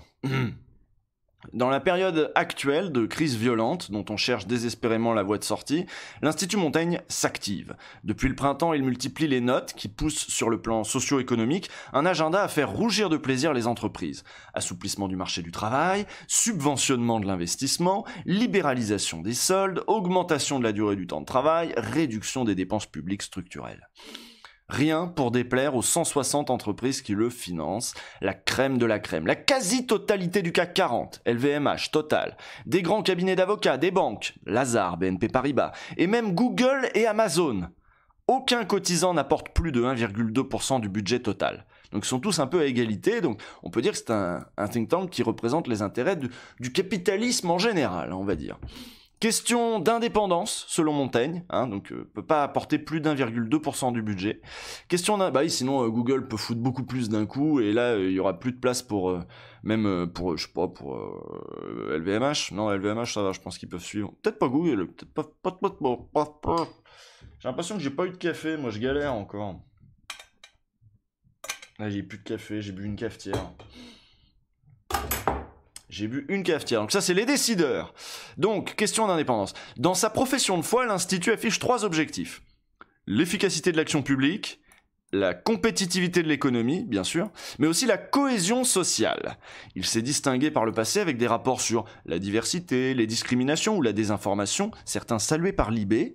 Certaines études sociétales sont remarquables, on ne censure jamais les chercheurs, dit René Ricol, expert comptable préféré du CAC 40 et membre du comité directeur de Montaigne. Relayé par des médias proches, BFM Business, le Journal du Dimanche, Les Échos, les suggestions de Montaigne ne trouvent pas toujours un débouché politique. Certaines seulement se transforment en actions publiques, comme la recommandation de Franck Morel. Putain, j'ai François Morel, n'importe quoi. Comme la recommandation de Franck Morel. Vieille revendication du patronat, l'allègement de 20 milliards d'euros des impôts de production, acté par le plan de relance du Premier ministre Jean Castex, avait été chaudement conseillé par l'Institut en octobre 2019. Simple coïncidence, mais c'est le siège du mal en fait. C'est vraiment le siège du mal. Mais c'est le rôle des think tanks, vous le savez, c'est de produire des solutions politiques, des options politiques clés en main pour les décideurs. Donc on leur file comme ça des projets de loi, des réformes, des trucs, ce qui fait que eux, qui ont quand même des grosses journées, ils doivent faire Bourdin le matin, Salamé ensuite, c'est compliqué, ça fait des grosses journées, donc ils n'ont pas forcément le temps de réfléchir à tout. C'est bien pratique, en gros c'est c'est une manière de sous-traiter le travail intellectuel aux think tanks qui sont remplis d'un mélange entre des chercheurs, des lobbyistes, un petit peu tout ça. Et donc voilà. Et qui sont évidemment financés par, là en l'occurrence, les grands acteurs de l'économie. Pas toujours, il y a des instituts il y a des think tanks qui peuvent être un peu plus de gauche, mais c'est qu'ils sont financés par d'autres acteurs de l'économie. D'autres idées Ok, non mais je galère de ouf. Tiens, voilà, l'Institut Rousseau, voilà, c'est les Insoumis qui ont lancé... les Insoumis, ils ont lancé leur think tank aussi. Comment ils s'appellent ? Ils ont surtout pas forcément d'idées à la base, les élus LREM. Oui, c'est ça. Comment il s'appelle le think tank des Insoumis ? La Boétie, voilà, c'est ça, la Boétie. C'est ça. Au même moment que le ministre... Donc attends, d'autres idées infusent le débat public. Depuis peu, le think tank réclame le retour de la réforme des retraites. Au même moment que le ministre de l'économie, Bruno Le Maire, que l'on dit attentif aux publications de Montaigne, et qui a tenu une visioconférence avec ses adhérents le 7 janvier. Le secrétaire d'État aux Affaires européennes, Clément Beaune, vient de demander à Laurent Bigorgne et à d'autres think tanks une proposition de feuille de route en vue de la présidence française de l'Union européenne en 2022. Il serait dommage qu'on se creuse pour voir ce qu'on peut faire nous-mêmes, autant demander directement aux entreprises françaises qu'elles veulent qu'on fasse de ce pays, en fait. C'est extraordinaire. Ça, c'est vraiment un levier... Merci Sheriff Number One. d'avoir offert un abonnement à Billy Bob la flûte. Quand on vous parlait du fait qu'avoir du pognon, ça vous donne du pouvoir, mais aussi du pouvoir d'influence, bah vous pouvez financer ce genre de trucs, par exemple. C'est comme ça aussi l'économie des idées. Faut payer pour qu'il y ait des gens qui fassent du travail intellectuel et du travail de promotion, parce que je sais pas si vous avez vu, mais tous ces think tanks, l'idée c'est qu'aussi ils envoient très souvent des gens sur les plateaux de chaîne info, les machins. Alors on reçoit machin de l'Institut Montaigne, donc voilà, ça fait classe, Institut Montaigne. Et puis les gens savent pas forcément ce que c'est que l'Institut Montaigne, et puis eux ils sont là et ils disent des trucs méga de droite sur des plateaux. Ça sert aussi à ça, d'avoir une vitrine aussi pour des idées. L'Institut Lénine, oui, ça aurait de la gueule, ça. Donc, le secrétaire d'État, oui, bon, ça, là, voilà, une feuille de route, donc ça veut dire que, si ça se trouve, pour la présidence, vous savez, c'est la présidence tournante, et en 2022, c'est la France qui va prendre sa place, je crois que c'est pour 6 mois, la présidence tournante, je sais plus. 6 mois ou 2 ans, je sais plus, c'est l'un ou l'autre, ça se trouve, c'est 1 an. Enfin, bref, la présidence, c'est 2 ans, non? C'est quoi? C'est combien de temps, les présidences de l'Union Européenne? 6 mois, voilà, 6 mois. Donc voilà, merci. Et donc voilà, apparemment on va suivre l'agenda des grandes entreprises. Donc ça vous dit comment ce pays est gouverné sous Macron. Les notes de Montaigne circulent beaucoup dans l'administration. D'autant plus qu'il n'hésite pas à pousser les portes des cabinets, témoigne un haut fonctionnaire bien vu à l'Élysée. Ils sont très forts pour être dans l'actualité la plus immédiate, tout en étant dans la profondeur. Évidemment, ils sont payés à faire que ça. La force du think tank est d'avoir réussi à donner un prestige quasi universitaire à ses publications. Merci. C'est Malthus, année 2021, et merci pour le OLG d'aujourd'hui, mais c'est rien, c'est cadeau.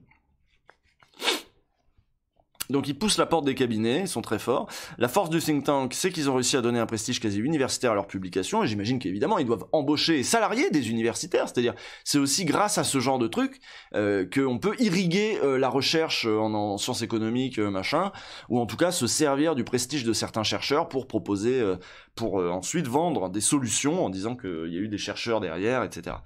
Laurent Bigorne a apporté à Montaigne son empreinte académique. Il y a des gamins de Sciences Po qui veulent y faire leur stage, admire le communicant Philippe Manière, directeur de l'Institut de 2004 à 2009. Même du côté de la CGT, on reconnaît les talents du bonhomme. En intégrant des sujets sociétaux, Bigorne a rendu l'Institut plus fréquentable, moins frontal, juge un cadre. Il l'a désidéologisé, du moins en apparence. Christian Chavagneux, directeur d'Alternative économique, magazine ancré à gauche. Il y a un vrai train derrière. Il y a un vrai travail derrière. C'est pas de la pure idéologie. Ils ont leur propre choix, bien évidemment, mais honnêtement, on apprend des choses parfois. Donc ça veut dire qu'ils font quand même un petit peu de recherche. Ils financent quand même un petit peu de recherche. Et vous voyez, il y a des sujets sur lesquels... c'est la voie du cadre, ça? Je sais pas, c'est une voie... Question de physique politique. En 2020, un budget de 6,8 millions d'euros. Question de physique politique. À quoi mesure-t-on l'accroissement d'une influence, par définition immatérielle? Il est un indicateur tangible qui ment rarement. L'argent. D'environ 3 millions d'euros en 2012, les cotisations des adhérents montent en flèche depuis l'épiphanie macronienne. 3,8 millions d'euros en 2016, 4,7 millions d'euros en 2017, 5,7 millions en 2018. Les donateurs d'un think tank sont attentifs à la proximité de celui-ci avec le pouvoir, analyse le conseil en communication déjà cité. Merci, merci Molette qui colle. En effet, donc ça marche bien pour l'Institut Montaigne. En 2020, nous visions un budget de 7,9 à 7,3 millions d'euros avant la crise, nous serons autour des 6,8 millions. Révèle Laurent Bigorne, le directeur de l'association qui compte 30 salariés. Cela fait d'elle le think tank le mieux pourvu de France, de loin et sans aucune subvention publique.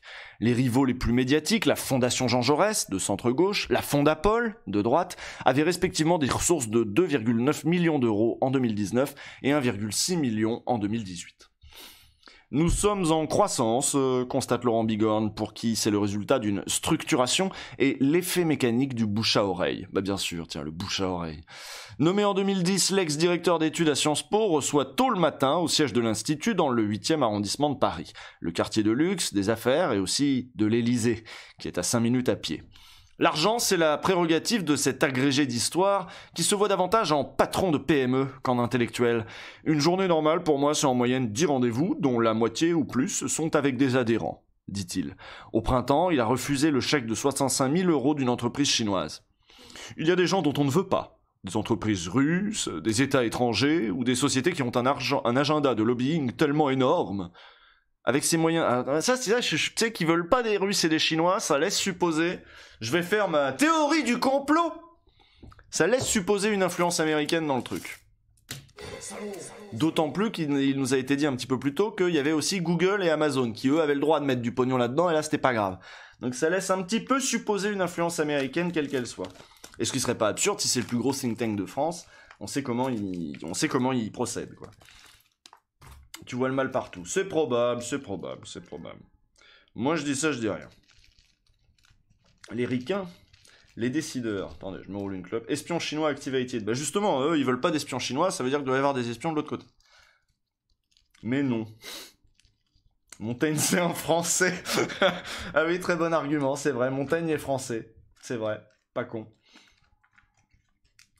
Une influence néolibérale ?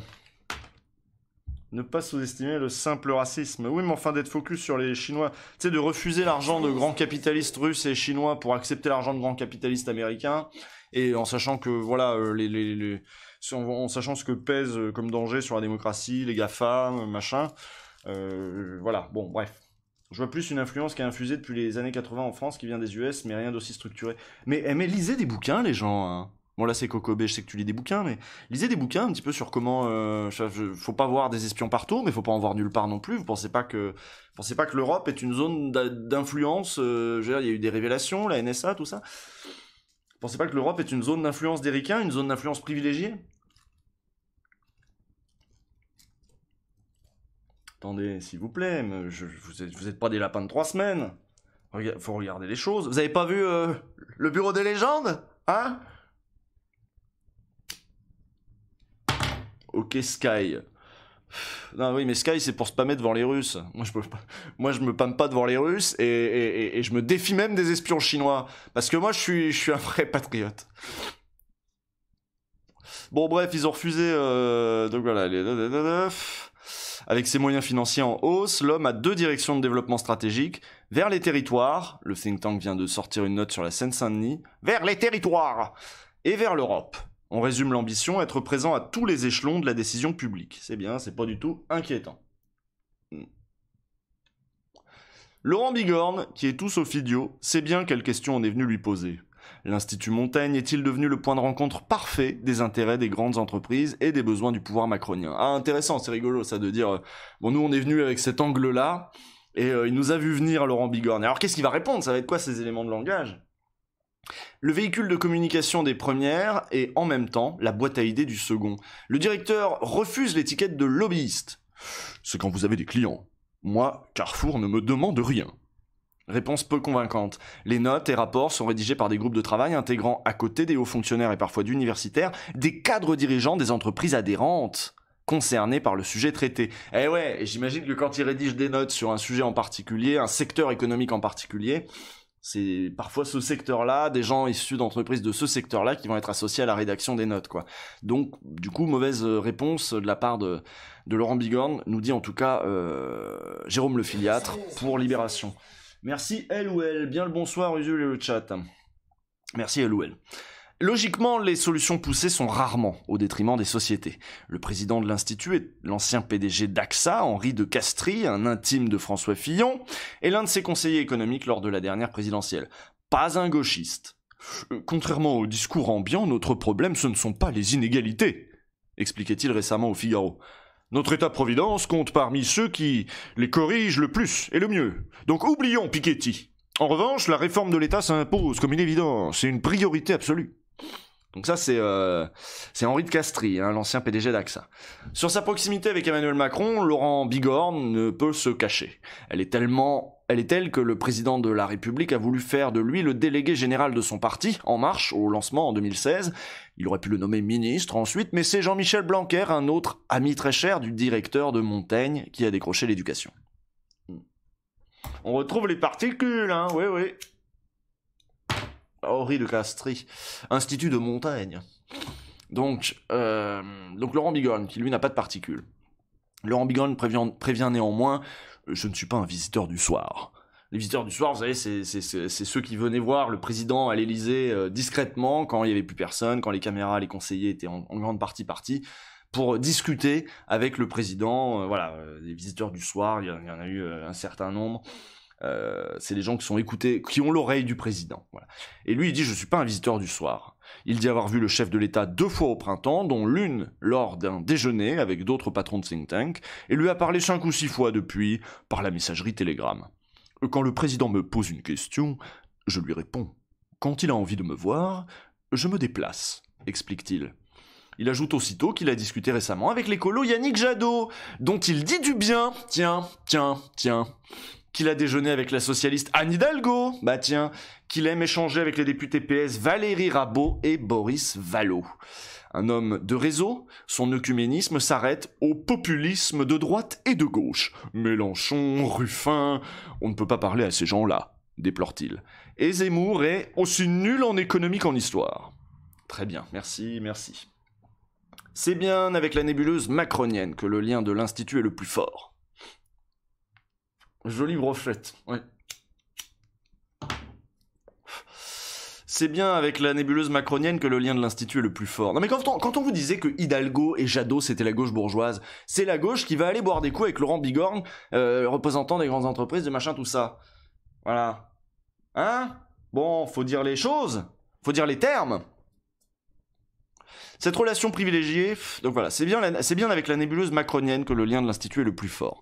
En 2018, l'association avait dressé un bilan flatteur des premiers pas du nouveau chef de l'État sous le titre « Les 12 mois de Jupiter ». Cette relation privilégiée se mesure au nombre considérable d'employés et de proches de Montaigne passés dans les cabinets des ministères ou les structures publiques depuis 2017. La directrice de cabinet de Gabriel Attal, porte-parole du gouvernement, est Fanny Anor, ex-chargée d'études à Montaigne. Conseiller technique de Jean Castex, Florian Bosser a été le rapporteur d'une étude de l'association sur les médias en juin 2019, ex-responsable des opérations du think tank, Blanche Léridon, et conseillère de la ministre de l'Enseignement supérieur. Soutien notoire de l'État, Gilles Babinet, vice-président du Conseil national du numérique, est aussi l'expert de cette question à l'Institut. 2 vice-présidents de Montaigne, enfin, ont leur entrée en Macronie. David Azema, ex-patron de l'Agence des participations de l'État, qui fut de la campagne présidentielle, et Jean-Dominique Sénard, poussé par le chef de l'État à la présidence du constructeur Renault, après l'affaire Carlos Ghosn. Même chose pour un autre membre du comité directeur, Jean-Pierre Clamadieu, qui a pris la tête d'Engie en mai 2018, avec le soutien de l'Élysée. La toile n'est pas exhaustive. Suffit-elle, la toile, à conclure que Montaigne est comme un gouvernement de l'ombre aux ficelles tenues par le CAC 40? Non, bien sûr. Le circuit de la décision publique est une mécanique complexe. Sur la politique économique, la haute administration de Bercy, notamment à la direction du Trésor, a plus que son mot à dire. Macron ne fait pas ce que dit Montaigne, s'agace Philippe Manière, le prédécesseur de Bigorgne. C'est un préjugé stupide selon lequel les think tanks décident, alors qu'ils sont là pour enrichir le débat. Il est difficile d'imputer une idée à une seule source. Autre argument, s'il est plus élevé que ceux de ses rivaux, le budget de Montaigne n'est pas si dantesque. Il est à comparer aux 5,5 millions d'euros de L214, l'association de défense des animaux, une autre sorte de lobby. Enfin, la montée en puissance de l'Institut coïncide avec l'émergence d'un phénomène favorable à l'ensemble des think tanks, à savoir l'effondrement des partis politiques comme lieu de production d'idées. Ça, on en a déjà parlé ensemble, c'est une des grandes métamorphoses dans les années 80-90, des partis politiques qui cessent de produire leurs propres idées et qui se mettent à sous-traiter ce travail, notamment, évidemment, aux think tanks. Ce qui explique que parfois, voilà, c'est ça la réalité, voilà. 5,5 millions pour L214, ça sent l'arnaque. Pourquoi ça sent l'arnaque? Tu as des sources pour me dire que là, l'article ment? L'Institut Montaigne a certainement supplanté La République En Marche, incapable d'avoir une idée depuis 2017. Mais cela fait-il vraiment de lui le laboratoire qu'il se targue d'être? Ils font circuler des propositions plus qu'ils ne les créent. Juge le patron d'une boîte de conseil aux dirigeants. Qui renverse la problématique? N'est-ce pas la Macronie qui utilise Montaigne pour tester des idées plutôt que l'inverse? Ces notes, on sait jamais comment les prendre, car elles servent souvent de ballon d'essai. Le pouvoir politique a besoin de ces jeux de rôle. Commente Sophie Binet, secrétaire confédérale de la CGT. Alors j'avais juste lu CGT, j'avais pas lu Sophie Binet. Mon gars avait baissé jusqu'à CGT, je m'étais dit je vais faire une voix CGT, et c'est Sophie Binet. Montaigne est un think tank modéré de centre droit, financé par le CAC 40, qui va dans le sens du grand capital et de la haute administration, lance le philosophe libéral Gaspard Koenig. Ah oui, non, je me suis planté sur la voie. Promoteur d'un revenu universel à sa sauce et d'une retraite à la carte. Bah tiens. Alors lui, en plus, il l'invite des fois à ses politiques, il est énervant. Il est au cœur du capitalisme français de connivence. Oui, ah oui, lui, c'est un vrai libéral qui voudrait qu'il y ait un marché des idées, etc. Mais là, pour lui, c'est du capitalisme de connivence, ce qui est pas faux. Personne dans la société n'irait porter un badge à son nom. Ces mesures incrémentales peuvent être intelligentes, mais elles ne font rêver personne. De fait, alors incrémental, ça veut dire qu'il s'ajoute, en gros. Voilà, tu sais, on change rarement le logiciel, on rajoute des petites mesures, etc., qui vont toujours un peu dans le même sens. De fait, l'Institut Montaigne est un club endogame, parfaitement orthodoxe, où l'on se montre aussi pour réseauter entre pairs. Dans l'accompagnement que j'ai auprès de dirigeants, je les pousse à Montaigne pour travailler leur réputation, explique l'un des conseillers de patron déjà cité. Participer à leur groupe de travail peut être un accélérateur de carrière, affirme un second. L'objectif n'est alors pas de bouleverser le monde des idées. Ça, c'est bien que l'article prenne aussi cette dimension en compte, c'est-à-dire l'aspect social, qu'est-ce qu'une institution, qu'est-ce qu'elle apporte aux gens qui s'y tournent vers elle, etc. Les profits individuels, il y a des profits collectifs, il y a des profits privés, évidemment, des grandes entreprises. Et il y a des profits pour... il y a eu un sondage. Qu'est-ce qui est à l'origine des idées, la matière, Juan Branco ou les think tanks? Très bien, merci, très bon sondage. Au sein de l'Institut, le débat économique se tient principalement entre deux libéraux. Eric Chaney, ex-chef économiste d'AXA, ou Chaney tout simplement Eric Chaney, ex-chef économiste d'AXA, et Bertrand Martineau, ex-conseiller social de Nicolas Sarkozy à l'Élysée. Deux économistes réputés, mais qui pensent à peu près la même chose. À Montaigne, jamais un rapport n'a par exemple été confié aux économistes atterrés, un collectif de gauche. Ils ne viennent pas vers moi, je ne vais pas vers eux, concède Laurent Bigorne. C'est dommage, vous relevez un bon point. Nous sommes peut-être trop exclusifs. Le constat a pourtant un air d'évidence. Voilà pour cet article de Jérôme Le Filiatre pour Libération, le think tank, l'Institut Montaigne qui a du pognon. Et bah moi voilà, la principale info à retenir, c'est que je savais pas qu'ils avaient ce poids-là, à ce point en Macronie.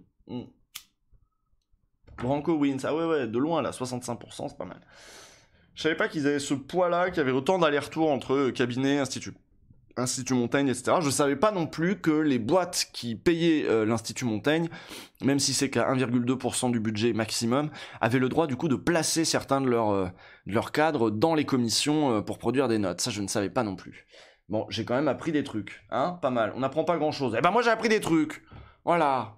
Oh là là. Ah, vous êtes comment on dit, vous êtes critique, hein, vous êtes critique. Vous croyez que tout ça parce que je vous dis il faut avoir un esprit critique, et ben vous en avez quand vous m'écoutez? Non, voilà, il faut pas. Avec moi, vous enlevez votre esprit critique, vous le remettrez en ressortant. C'est comme un chapeau quand tu rentres chez quelqu'un. Voilà. Ces gens qui savent tout, qui critiquent là. Deuxième article, les influenceurs, nouvel outil de communication du gouvernement. Merci Warren Burger. Je plaisantais hein, pour le truc du chapeau et de l'esprit critique, ils vont s'énerver dans le chat. Ou alors on va isoler ça, on va dire regardez Usul ce nazi. Bon, sur Instagram, Snapchat ou TikTok, des ministres utilisent cette méthode pour faire passer des messages aux plus jeunes. Mais l'exercice irrite aussi certains internautes. Et on voit Gabriel Attal avec Ludovic B. Alors je sais pas qui est Ludovic B. Je vais faire un clic droit, rechercher avec Google. Ludovic B, c'est qui? Sur YouTube. Il est peut-être super connu, hein, à mon avis, il a 10 milliards d'abonnés et je le connais à Apps. Oh, ça va, il fait pas, c'est pas beaucoup mieux qu'OLG, ça. C'est même plutôt moins bien. Bon, c'est bien, mais bon, il est avec Gabriel Attal, lui. Moi, on m'invite jamais. On m'invite jamais à la fête. Vous le connaissez, lui? Un random droitos. Il est de droite? Mais attends, de quoi il parle d'habitude? J'ai pas regardé Ludovic B. De quoi il parle, Ludovic B? Tiens, on va regarder son Twitter. Je vais le suivre parce que c'est un influenceur gouvernemental, c'est important, je le suis, voilà, je suis abonné. YouTuber, un quart de Tattoo Prod, donc monsieur fait dans la prod, donc c'est bien, ça fait de la maille. Membre de la commission à la SCAM, bah tiens, on se met dans les institutions, c'est quand même mieux. Alors, il fait quoi? Quand les stars de la télé débarquent sur YouTube, ouais, bon, admettons. Il fait quoi? Une journée avec un médecin infectiologue, ah donc ça c'est un truc... Non, mais ça, c'est Enjoy Phoenix. Ah non, ça, c'est lui, ça. Ah, donc ça, c'est un truc qui doit être dirigé par... tu dois avoir Olivier Véran derrière. Jean Richaud, nanana, donc la télé. Il se plaint des complotistes. Je le connais pas. Donc il fait des trucs, il fait un peu de l'éditorial en fait. La guerre des radios pirates. Ah ça c'est intéressant comme sujet. Ça c'est intéressant. Trop hâte de vous remontrer ça. D'accord, bah oui. Mais bon, si c'est encore un truc où c'est le gouvernement qui t'a dit d'aller dans cet hôpital-là pour parler à ce médecin-là, c'est pas ouf non plus. Bref. Je vais pas critiquer plus que ça. Il a le droit de se vendre au gouvernement. Ça ne me regarde pas. Le 13 décembre, l'influenceuse Juste Zoé lance une vidéo en live sur Instagram. Salut les gars, j'ai pensé que ce serait cool de discuter de cette période bizarre avec Gabriel Attal, lance-t-elle. La jeune femme de 19 ans et le secrétaire d'État se tutoient, sans formalité. Les étudiants se sentent délaissés, commence-t-elle avant de lui faire remonter les interrogations de ses abonnés. Et non, c'était avec le docteur Nathan Pézin. Merci Gyrus Dantel. Depuis l'annonce du deuxième confinement, le 28 octobre 2020, le porte-parole du gouvernement se prête régulièrement au jeu des influenceurs et répond ainsi aux questions sur le Covid-19. L'ambition ? Toucher les jeunes au sens large. D'après une conseillère de Gabriel Attal, grâce à ces individus suivis par des milliers de personnes sur les réseaux sociaux. Des influenceurs au centre d'intérêt variés ont été approchés, à l'instar de Marie Lopez, connue sous le pseudonyme Enjoy Phoenix. Donc ça, on en avait parlé, on a fait un ouvrez les guillemets spécial là-dessus. Apparemment, elle a répondu sur notre ouvrez les guillemets. On lui a demandé un jour en live, est-ce que t'as vu le truc sur Mediapart, ce qu'a dit Usul sur toi, et elle a répondu, chacun pense ce qu'il veut. Chacun a le droit de penser ce qu'il veut. Donc bon, la polémique n'est pas allée plus loin. Elle m'a pas clashé. En plus, moi je la clashais pas. Celle-ci a rencontré personnellement le porte-parole du gouvernement en octobre afin de lui adresser face caméra ses interrogations concernant la gestion de crise. Mais elle n'est pas la seule. Le youtubeur Ludovic B a pu passer une journée entière aux côtés de Gabriel Attal. Putain, la chance. Il explique ne pas avoir été rémunéré. Ça, c'est ce que je soupçonnais, qu'il les rémunérait pas. Et l'ancien journaliste raconte que l'équipe de communication du porte-parole n'a pas demandé à consulter la vidéo avant publication. Bah non, Enfin bon, on va voir. Ce mode de communication permet de renforcer le discours officiel, selon Jen Schrady, sociologue et experte des technologies de l'information-communication à Sciences Po. Là où le gouvernement peine à atteindre les jeunes, les influenceurs viennent, avec leur authenticité, rendre la communication de l'État plus accessible, observe-t-elle. Cela n'a rien de nouveau pour Arnaud Benedetti, professeur associé à la Sorbonne et spécialisé en communication politique. Ce phénomène rappelle celui des 4 Minute Men aux États-Unis lors de la Première Guerre mondiale. Des citoyens volontaires qui résumaient en 4 minutes chrono des communications publiques. Merci 10 130 qui me dit bonne année à vous. Donc les 4 Minute Men, des citoyens volontaires qui résumaient en 4 minutes chrono des communications publiques à la radio, donc du coup j'imagine. Il s'agit de réimplémenter d'anciens codes de la communication dans notre image moderne de la communication politique pour qu'elle s'adapte aux nouveaux médias. Le gouvernement ne compte pas s'arrêter là, un rendez-vous régulier avait même été imaginé, réservé à des influenceurs invités. Il devait se tenir pour la première fois en octobre à l'Élysée. Après le compte-rendu du Conseil des ministres avec les journalistes. Ah ouais, tu faisais d'abord les journalistes, casse-couille, et ensuite t'allais voir les influenceurs, et donc ça devait être Gabriel Attal, j'imagine, qui devait s'occuper de ça, parce que c'est le porte-parole du gouvernement qui fait le résumé du Conseil des ministres en général après le Conseil des ministres. Et donc il serait allé dans une salle à côté avec des influenceurs pour répondre aux questions des influenceurs. Très bien. Mais cette initiative a tourné court avec le second confinement, mais serait toujours dans les tuyaux. Ah! Toujours dans les tuyaux, on va y avoir le droit au débrief. On est au débrief Conseil des ministres avec Gabriel Attal. Gabriel, ça va? Franchement, c'était chaud ce matin ou t'as bien dormi? Après sa publication sur la précarité menstruelle ayant dépassé le 1 million de likes sur Instagram, l'influenceuse My Better Self a ainsi été invitée par la ministre de l'égalité entre les femmes et les hommes, de la diversité et de l'égalité des chances, Elisabeth Moreno. Un échange qui, elle l'espère, pourra aboutir à de réels changements sociétaux et même à la gratuité des protections menstruelles. Leur rencontre a été partagée aux 200 000 abonnés de La Femme sur Facebook, sans contrepartie. C'est qui ça? C'est Ludovic B encore? Ouais, c'est Ludovic B dans le bureau de Gabriel Attal. Pour Ruben Cohen et Samuel Skalski, fondateur de l'agence Follow, il y a avec les influenceurs une réelle possibilité de sensibiliser. Mais ça s'appelle de la propagande, ça s'appelle pas de la sensibilisation. Grâce à eux, le gouvernement peut transmettre au plus grand nombre des informations essentielles. Consciente que ce nouveau rôle endossé par les influenceurs est porteur, l'agence envisage la création d'un pôle spécialisé, putain c'est fou, permettant de réaliser au mieux ces campagnes de sensibilisation, qu'elles soient gouvernementales ou de leur propre initiative. Oh, c'est dingue. La question de la légitimité de ces influenceurs et de leur éventuelle instrumentalisation se pose toutefois. Ah merci. Certains admettent avoir décliné des propositions d'entretien avec des membres du gouvernement, à l'instar de My Better Self ou de Lena Situation, cette dernière affirmant n'être pas assez préparée ni légitime pour interviewer Monsieur Attal. Merci Shindamon. Ah non, je suis pas d'accord sur le fait que c'est faux. Parce qu'elle est pas légitime. Si tu veux, elle est légitime, elle a une audience, etc. Elle est légitime à porter une certaine parole d'un côté et puis à poser des questions, il n'y a pas de souci là-dessus. Pas assez préparé, ça c'était un peu l'argument que j'avais dans l'émission sur Enjoy Phoenix. Même si j'ai trouvé Enjoy Phoenix relativement bien préparé, je veux dire ses questions étaient bonnes, etc. Ce à quoi elle n'était pas préparée, c'était au numéro de charme. C'était pas aux arguments, si vous voulez. Et évidemment, ça va aller de numéro de charme sur numéro de charme.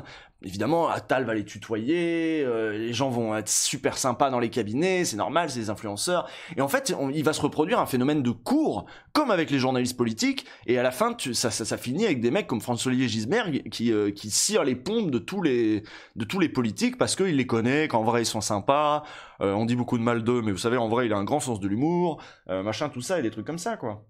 À quand la sensibilisation au SNU qui a déjà commencé avec les pubs Twitch? Bah c'est déjà fait ça, c'est Thibaut InShape qui a fait ça. Ça me déprime tellement. Donc ouais, préparé ni légitime.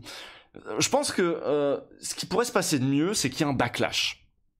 C'est-à-dire que les gens qui fassent ça s'en prennent plein la gueule. Moi j'étais pas pour en mettre plein la gueule à Enjoy Phoenix.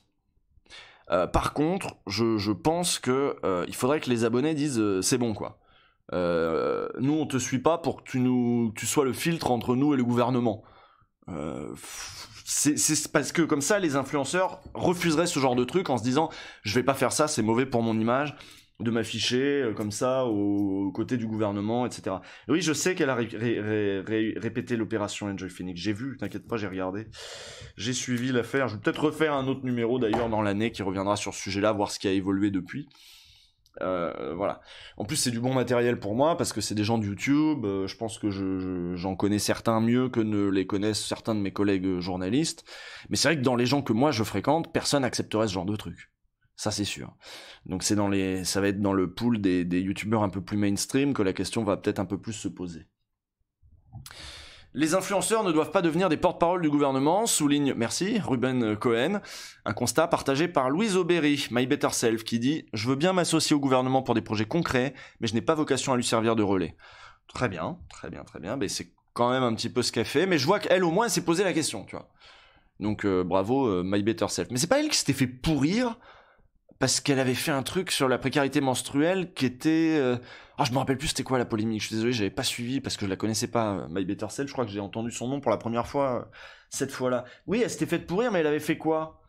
Un truc avec des tampons, mais je sais plus quoi. J'imagine une vidéo de Linguistica avec un ministre. Avec Blanquer, ça serait énorme, une discussion sur le français avec Blanquer. C'est sûr, c'est pas les islamo-gauchistes qui feront ça. Bah, en fait, ça dépend... Ouais. Elle s'était fait allumer par tout l'Insta Twitter féministe. Oui, alors je me souviens que c'était les féministes qui lui étaient rentrés dedans. Un partenariat avec Nana. Oui, je crois que c'est ça. En plus, il y avait un partenariat avec Nana. C'est vrai, c'est vrai. Plus de partage, nanana.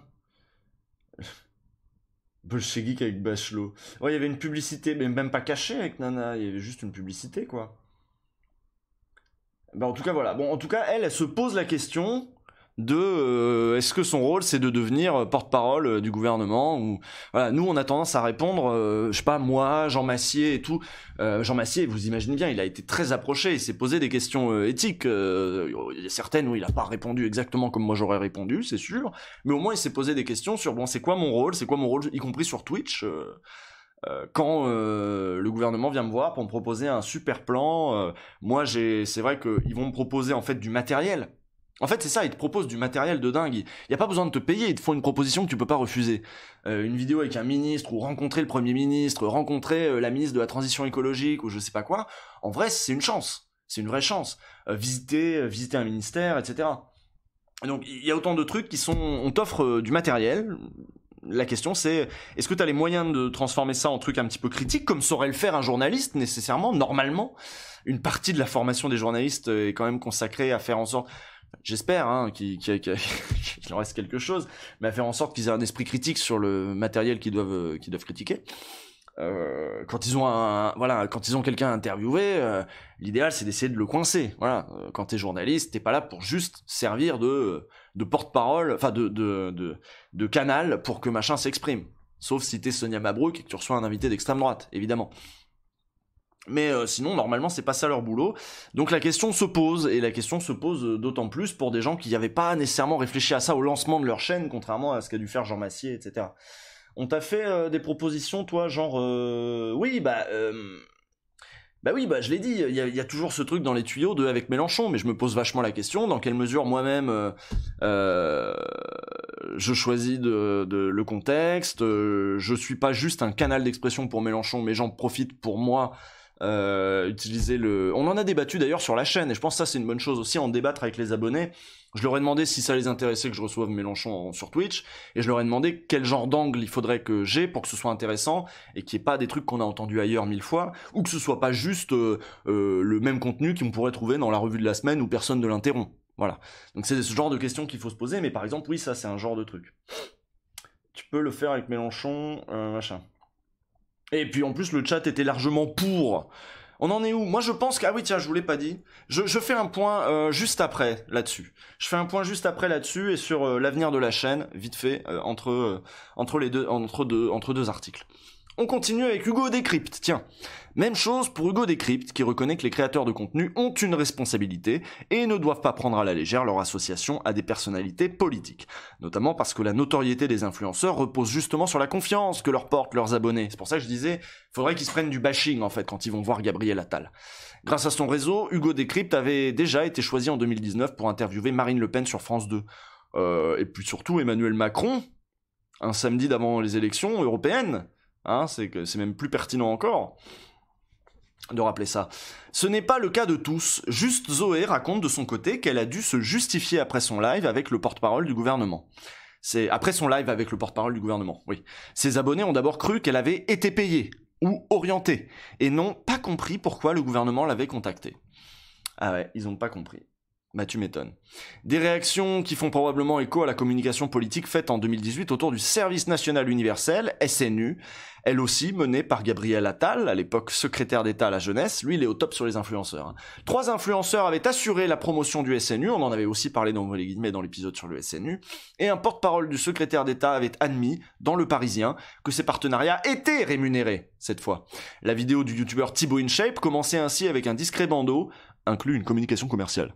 Depuis, le gouvernement affirme avoir appris de cette polémique. Aucun influenceur n'a été rémunéré par le porte-parole ou censuré, assure une conseillère de monsieur Attal. Donc maintenant, il rémunère plus. Voilà, c'est plus un bon filon d'essayer de faire des interviews gouvernementales. Une chose est sûre, selon Arnaud Benedetti, cette communication du gouvernement avec les influenceurs est significative. Elle montre que les méthodes traditionnelles de communication politique sont moins perméables, qu'elles ne parlent plus aux populations. Ceci expliquerait la récente présence de membres du gouvernement sur des réseaux comme TikTok, où sont apparus Marlène Schiappa, récemment accusée d'avoir effectué des placements de produits, accusation démentie par son avocat, ou encore le président Emmanuel Macron. Gabriel Attal pourrait bientôt les rejoindre. Le porte-parole, plus jeune membre du gouvernement de la Ve République, ne se ferme aucune porte. Merci Elena Pougin pour cet article intéressant. Alors oui, lapsus, c'est plus un bon filon. Ah, j'ai dit c'est un bon filon. Et après, ça se moque de Mélenchon.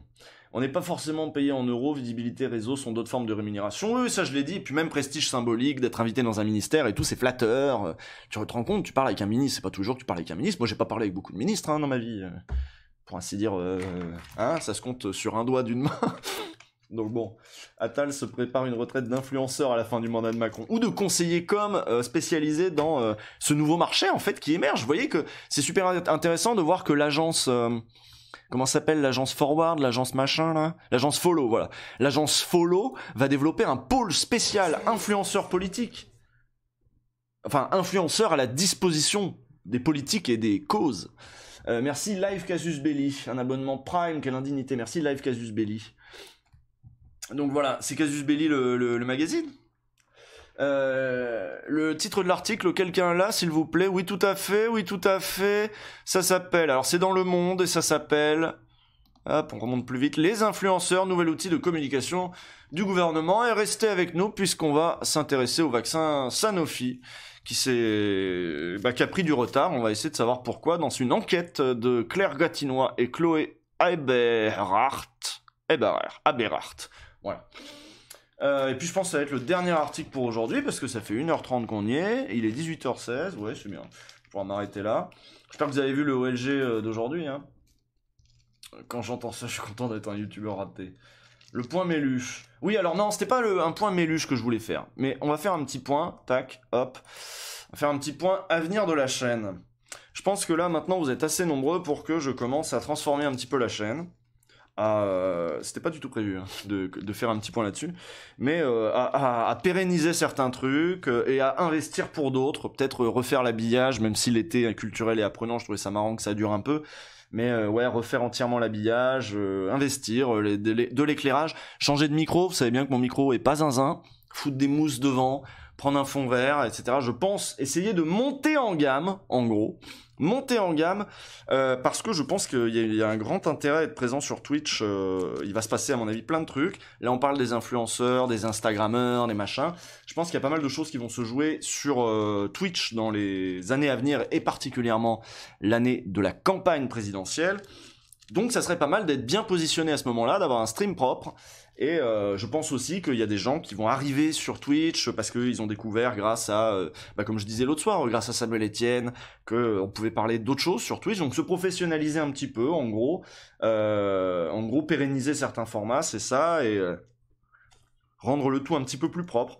Je me demande même si, pour que ce soit plus clean, vous me dites, hein, parce que peut-être que vous aimez bien le côté à l'arrache, c'est pas impossible. Et je me demande même si ce serait pas mieux que j'arrête ce que je suis en train de faire exactement maintenant, c'est-à-dire fumer des clopes pendant les lives.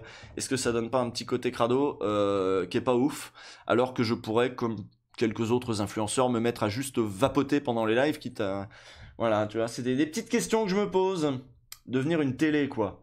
Ah ouais, tu trouves que c'est pareil que d'être une télé, d'avoir mon canal où je pérenniserais des trucs comme en effet la grosse revue de presse, l'entretien du lundi soir, etc. Tu peux couper la cam le temps de... Oui, je peux couper la cam le temps de la clope aussi. Ouais. Tu pourras arrêter de fumer aussi. Oui, je sais. Mais ce genre de réflexion, hein. Vous savez, les fumeurs, on est les premières victimes de notre tabagisme. Hein. C'est pas la peine de nous enfoncer. Merci Boule de Melon. Et merci aussi à Corona Coach. Parce que voilà, oui, non, je vois qu'il y a je vois qu'il y a du monde, hein, en fait, hein, tout simplement. Je vois qu'il y a de la demande. Je regarde là, j'ai lancé ça, j'ai fait une annonce nulle part. Vous êtes 2427. J'avais jamais atteint ces sommets-là avant. En tout cas, c'est assez nouveau. Je pense les gens sont en train de prendre de nouvelles habitudes et rendre aussi plus propre le cycle de parution des lives. Pourquoi pas aménager un petit truc, payer la personne qui s'en occupe pour que ce soit propre et voilà, je sais pas. Enfin, il y a plein de pistes pour que ça s'améliore, je pense, ce stream. Refaire les layouts, être plus attentif. Ouais, à l'habillage, quoi, aux trucs qui peuvent paraître être juste de la forme. Mais un meilleur micro, par exemple, c'est peut-être juste de la forme, mais ça change pas mal. Merci Kokobé pour le Prime. Voilà, en gros, bienvenue dans le Covid Time. Et une chronique pour mémé. Peut-être pas une chronique pour mémé. Merci Cointreau Whisky. Cointreau d'info, hein, comme on dit. Un planning plus constant aussi. Bah c'est ça, ouais, un planning plus constant. Professionnaliser, en gros, ce truc de stream, quoi. Peut-être avec des portraits derrière. Ce micro est ok, ouais. Qu'est-ce que vous en pensez? Vous avez des suggestions, vous, sur ce qu'il faudrait améliorer? Tiens, je vais regarder vos suggestions très sérieusement pendant ce temps-là. Voilà. Je te fais une anime en intro. Non, mais voilà, que je mobilise un petit peu des gens autour de moi pour essayer de level up. C'est vrai que des horaires, c'est pratique. C'est pas faux. Une pipe éteinte. Des néons. Non, pas des néons. Je pense qu'on va rester sur un éclairage comme ça. Là, vous avez vu, il y a eu un level up d'éclairage à la rentrée.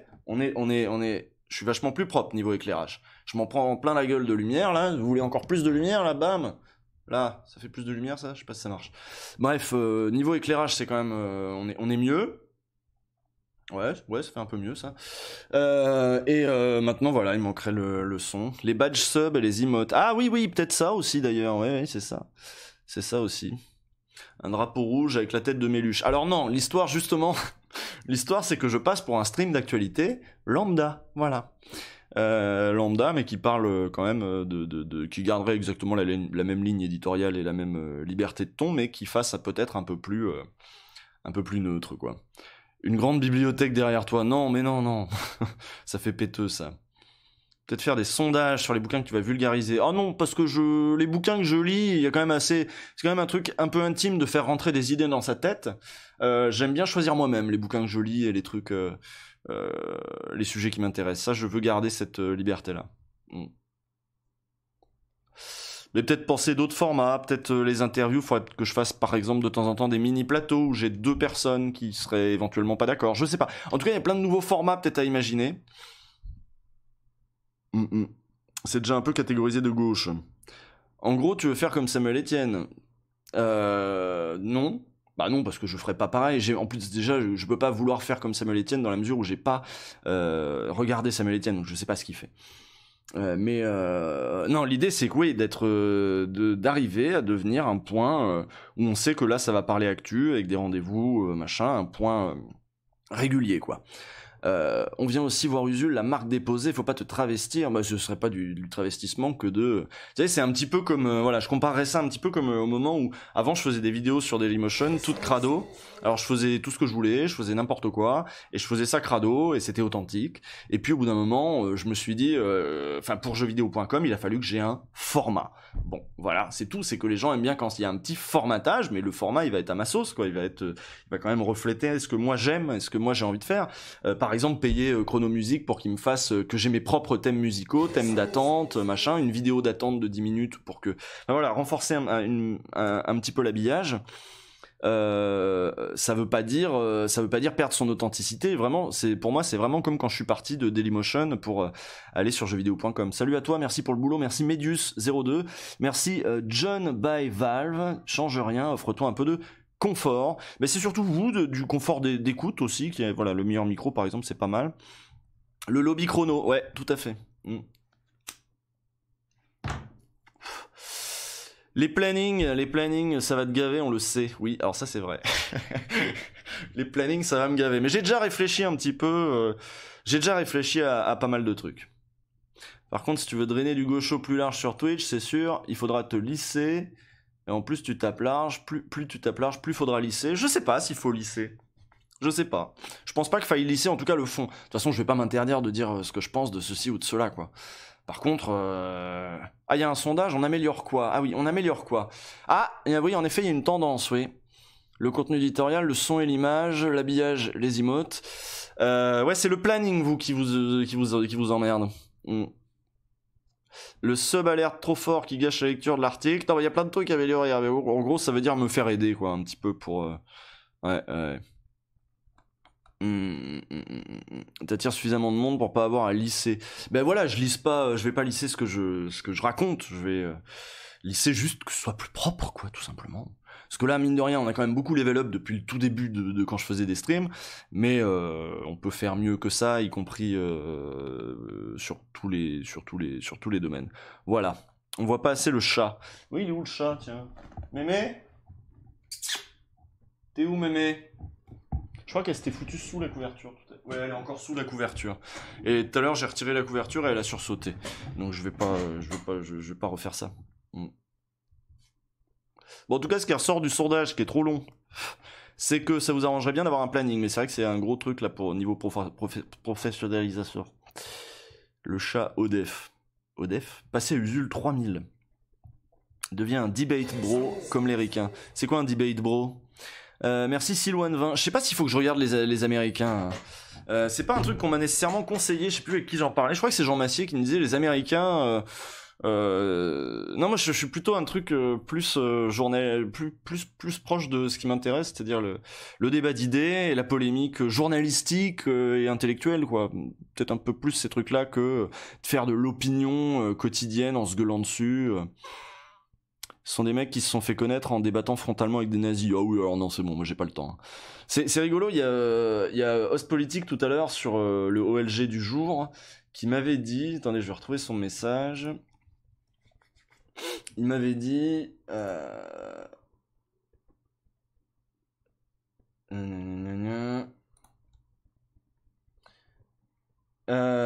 oui, voilà, il me dit ça, ouais, je pensais que les réactions seraient plus violentes par rapport à l'épisode d'aujourd'hui sur les nazis, tout ça. Il pensait que les réactions seraient plus violentes. Je lui dis, attends de voir les réponses à Usul. Tu sais très bien que ça arrivera. On n'a pas eu de réponse de Papacito sur Twitter encore. Ah oui, Bannon aussi est ban. Et oui, il y a une petite vague de ban là, c'est sympa ça. Donc oui, il y aura de toute façon, je veux dire, j'ai pas besoin de débattre avec les fachos, ils essaient de débattre avec moi tout seuls dans leur coin, à me faire des réponses, j'ai pas vocation à rentrer dans la bagarre permanente, et surtout qu'ils ont pas on va dire, ils ont pas le niveau ni intellectuel, ni le niveau de civilité, on va dire, pour pouvoir faire des discussions sereines avec des gens qui essayent sereinement de développer des idées et des arguments. Donc vu que eux ils changent tout en pugilat, en baston, vous savez, vu que pour revenir à l'épisode d'OLG, c'est la force. Et si c'est pas la force des bras, vu que c'est sur internet, ça va être la force des insultes, de moi j'ai des couilles, toi t'as pas de couilles, machin, voilà, on en revient toujours, tu sais, aux couilles, aux trucs de force. Donc tu peux pas vraiment débattre avec ces gens-là. Moi je sais ce qu'ils disent avant qu'ils le disent. Enfin ça n'a aucun intérêt, quoi. Je vais reprendre cet extrait de Bourdieu qui parle de BHL, que vous devez connaître sans doute. Hein. Non, c'est prétentieux, mais c'est quand même assez juste. Alors, qu'est-ce qu'on n'enchaînerait pas avec le prochain article? Ce serait peut-être pas plus mal. Non mais, du lol, mais sereinement. Bon, en tout cas, c'est le planning hein, qui arrive en tête du truc. Ouais. On va faire du planning. Oui, non, nique les bastons verbales. Moi, je veux que quand vous éteignez le chat, quand vous éteignez une session Twitch avec moi, même si ça a été un petit peu long, je veux que vous soyez pas trop ennuyés. C'est pour ça que je parle non-stop et que normalement il n'y a pas trop de blanc dans mes lives. Mais aussi, je veux que vous ayez retenu une ou deux idées, que vous ayez une ou deux envies de bouquins à regarder, de documentaires, de trucs. C'est ce qui me paraît le plus important, quoi.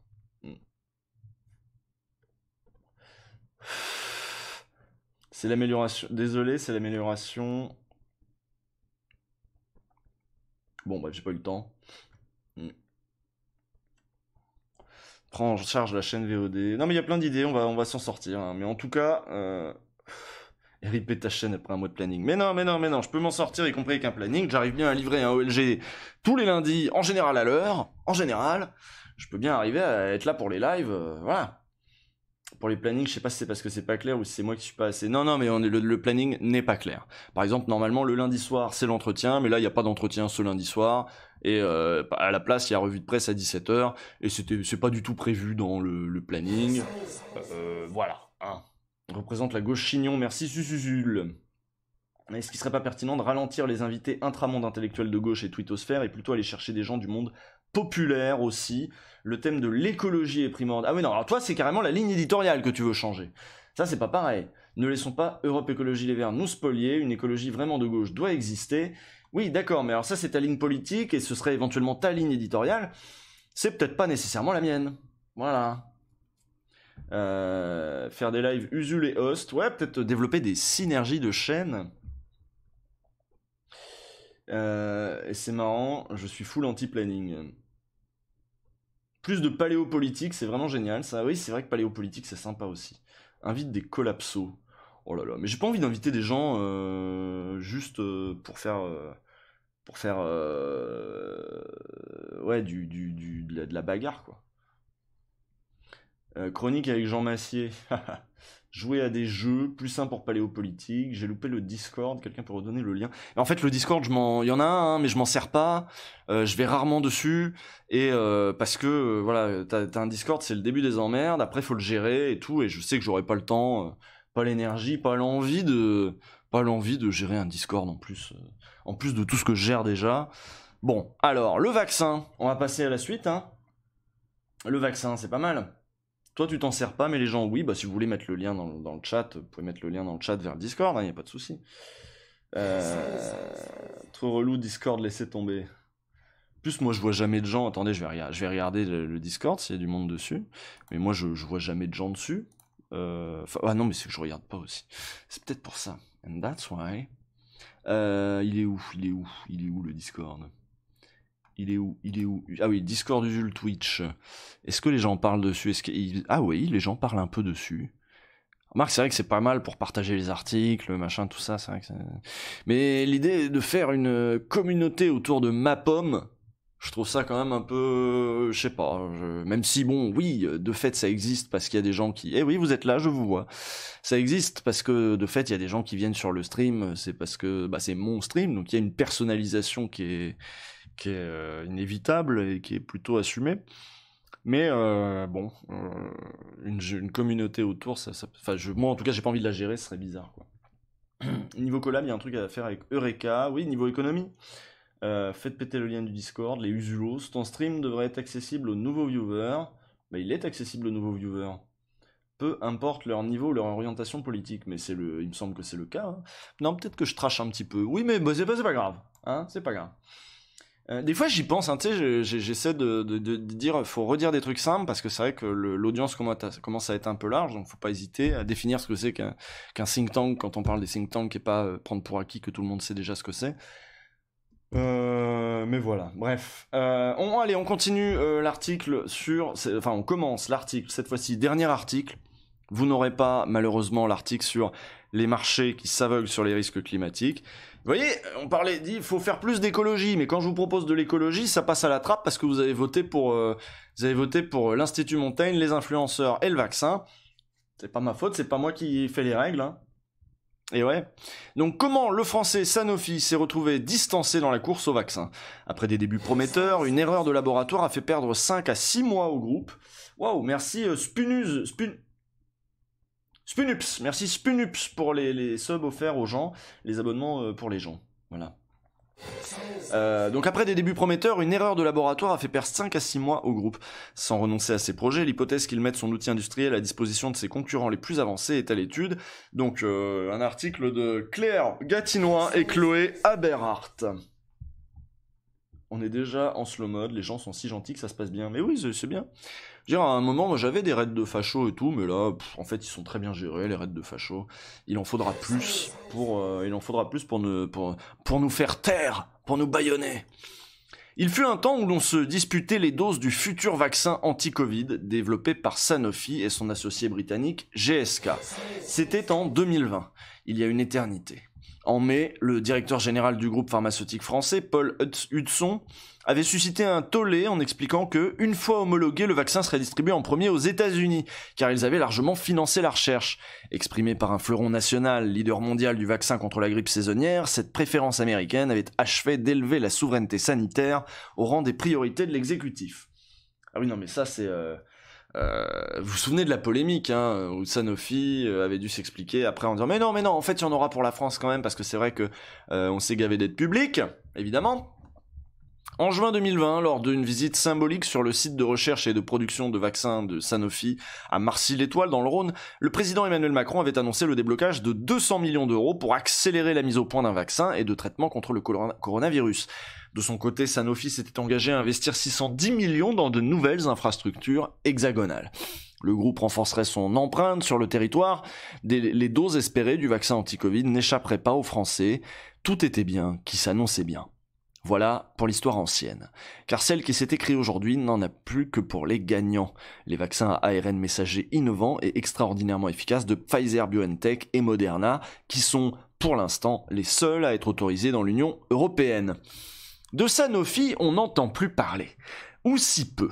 Mi-décembre 2020, des voix se sont élevées dans la presse allemande accusant la France d'avoir fait pression sur la Commission pour qu'elle achète moins de doses Pfizer-BioNTech et plus de Sanofi. À Paris et Bruxelles ont démenti. Nouveau rebondissement, vendredi 8 janvier. Sous la pression de Bercy, le groupe français pourrait mettre son outil industriel à disposition de ses concurrents les plus avancés et dont les capacités de production sont limitées. J'ai incité Sanofi à étudier sérieusement la proposition de produire le vaccin pour d'autres laboratoires, a confirmé au Monde la ministre déléguée à l'industrie Agnès Pannier-Runacher. Merci, Ginkgo Lil Dog. D'accord, donc on va mettre à disposition nos infrastructures pour produire le vaccin Pfizer-BioNTech ou le vaccin Moderna. Très bien, bravo, beau boulot, beau résultat. Solliciter, la direction de Sanofi n'a pas souhaité s'exprimer. Quant au service de communication du groupe, il est resté flou et prudent. Compte tenu des circonstances uniques de cette crise, nous évaluons en interne la faisabilité technique de l'exécution de certaines étapes de fabrication pour soutenir d'autres fabricants de vaccins Covid-19. À ce stade, c'est encore très préliminaire, car les techniques de fabrication sont spécifiques à chaque vaccin. De champion désiré à sous-traitant, que s'est-il passé pour que la perception de Sanofi change à ce point ? C'est intéressant, moi je m'étais pas penché sur le sujet, donc là ça fait partie du genre d'article que je mets de côté parce que je me pose vraiment la question et que je n'ai pas le temps de lire avant, mais que je découvre avec vous. Un beau raté. Le 11 décembre 2020, Sanofi et GSK publient les résultats intermédiaires de leurs essais cliniques des phases 1,5, des phases 1,5, 1 sur 2, des phases 1 sur 2, voilà. Donc les résultats des phases 1 sur 2 visant à contrôler sur un nombre réduit de volontaires la tolérance et la réponse immunitaire de leurs candidats vaccins. L'espoir est immense. Contrairement aux ARN messagers, coûteux et contraignants en termes de respect de la chaîne du froid, le produit de Sanofi et GSK sera vendu moins de 10 € la dose et restera stable à des conditions de réfrigération normales, entre 2 et 8 degrés. Les deux groupes annoncent en outre une production de 1 milliard de doses pour 2021, ce qui permettrait de limiter les risques de pénurie. Malheureusement, les conclusions sont décevantes. En raison d'une concentration insuffisante d'antigènes dans le vaccin, la réponse immunitaire observée chez les adultes de plus de 50 ans n'est pas assez élevée. Une nouvelle étude sera lancée en février avec une formulation d'antigènes améliorée. Si les données sont positives, la phase 3 pourrait commencer au deuxième trimestre avec, sous réserve du feu vert réglementaire, une mise à disposition du vaccin à la fin de 2021, soit 5 à 6 mois plus tard que prévu. Et il y a un autre truc que je me demande aussi, c'est que vous savez que les Chinois ont commencé à vacciner à la fin de l'année dernière. Je me demande même si... Ah oui, parce que j'ai vu le vu de l'année, j'espère que vous avez vu le vu de l'année, hein. Si c'est pas le cas, je vais vous remettre le lien dans le chat. Vous irez regarder ça après.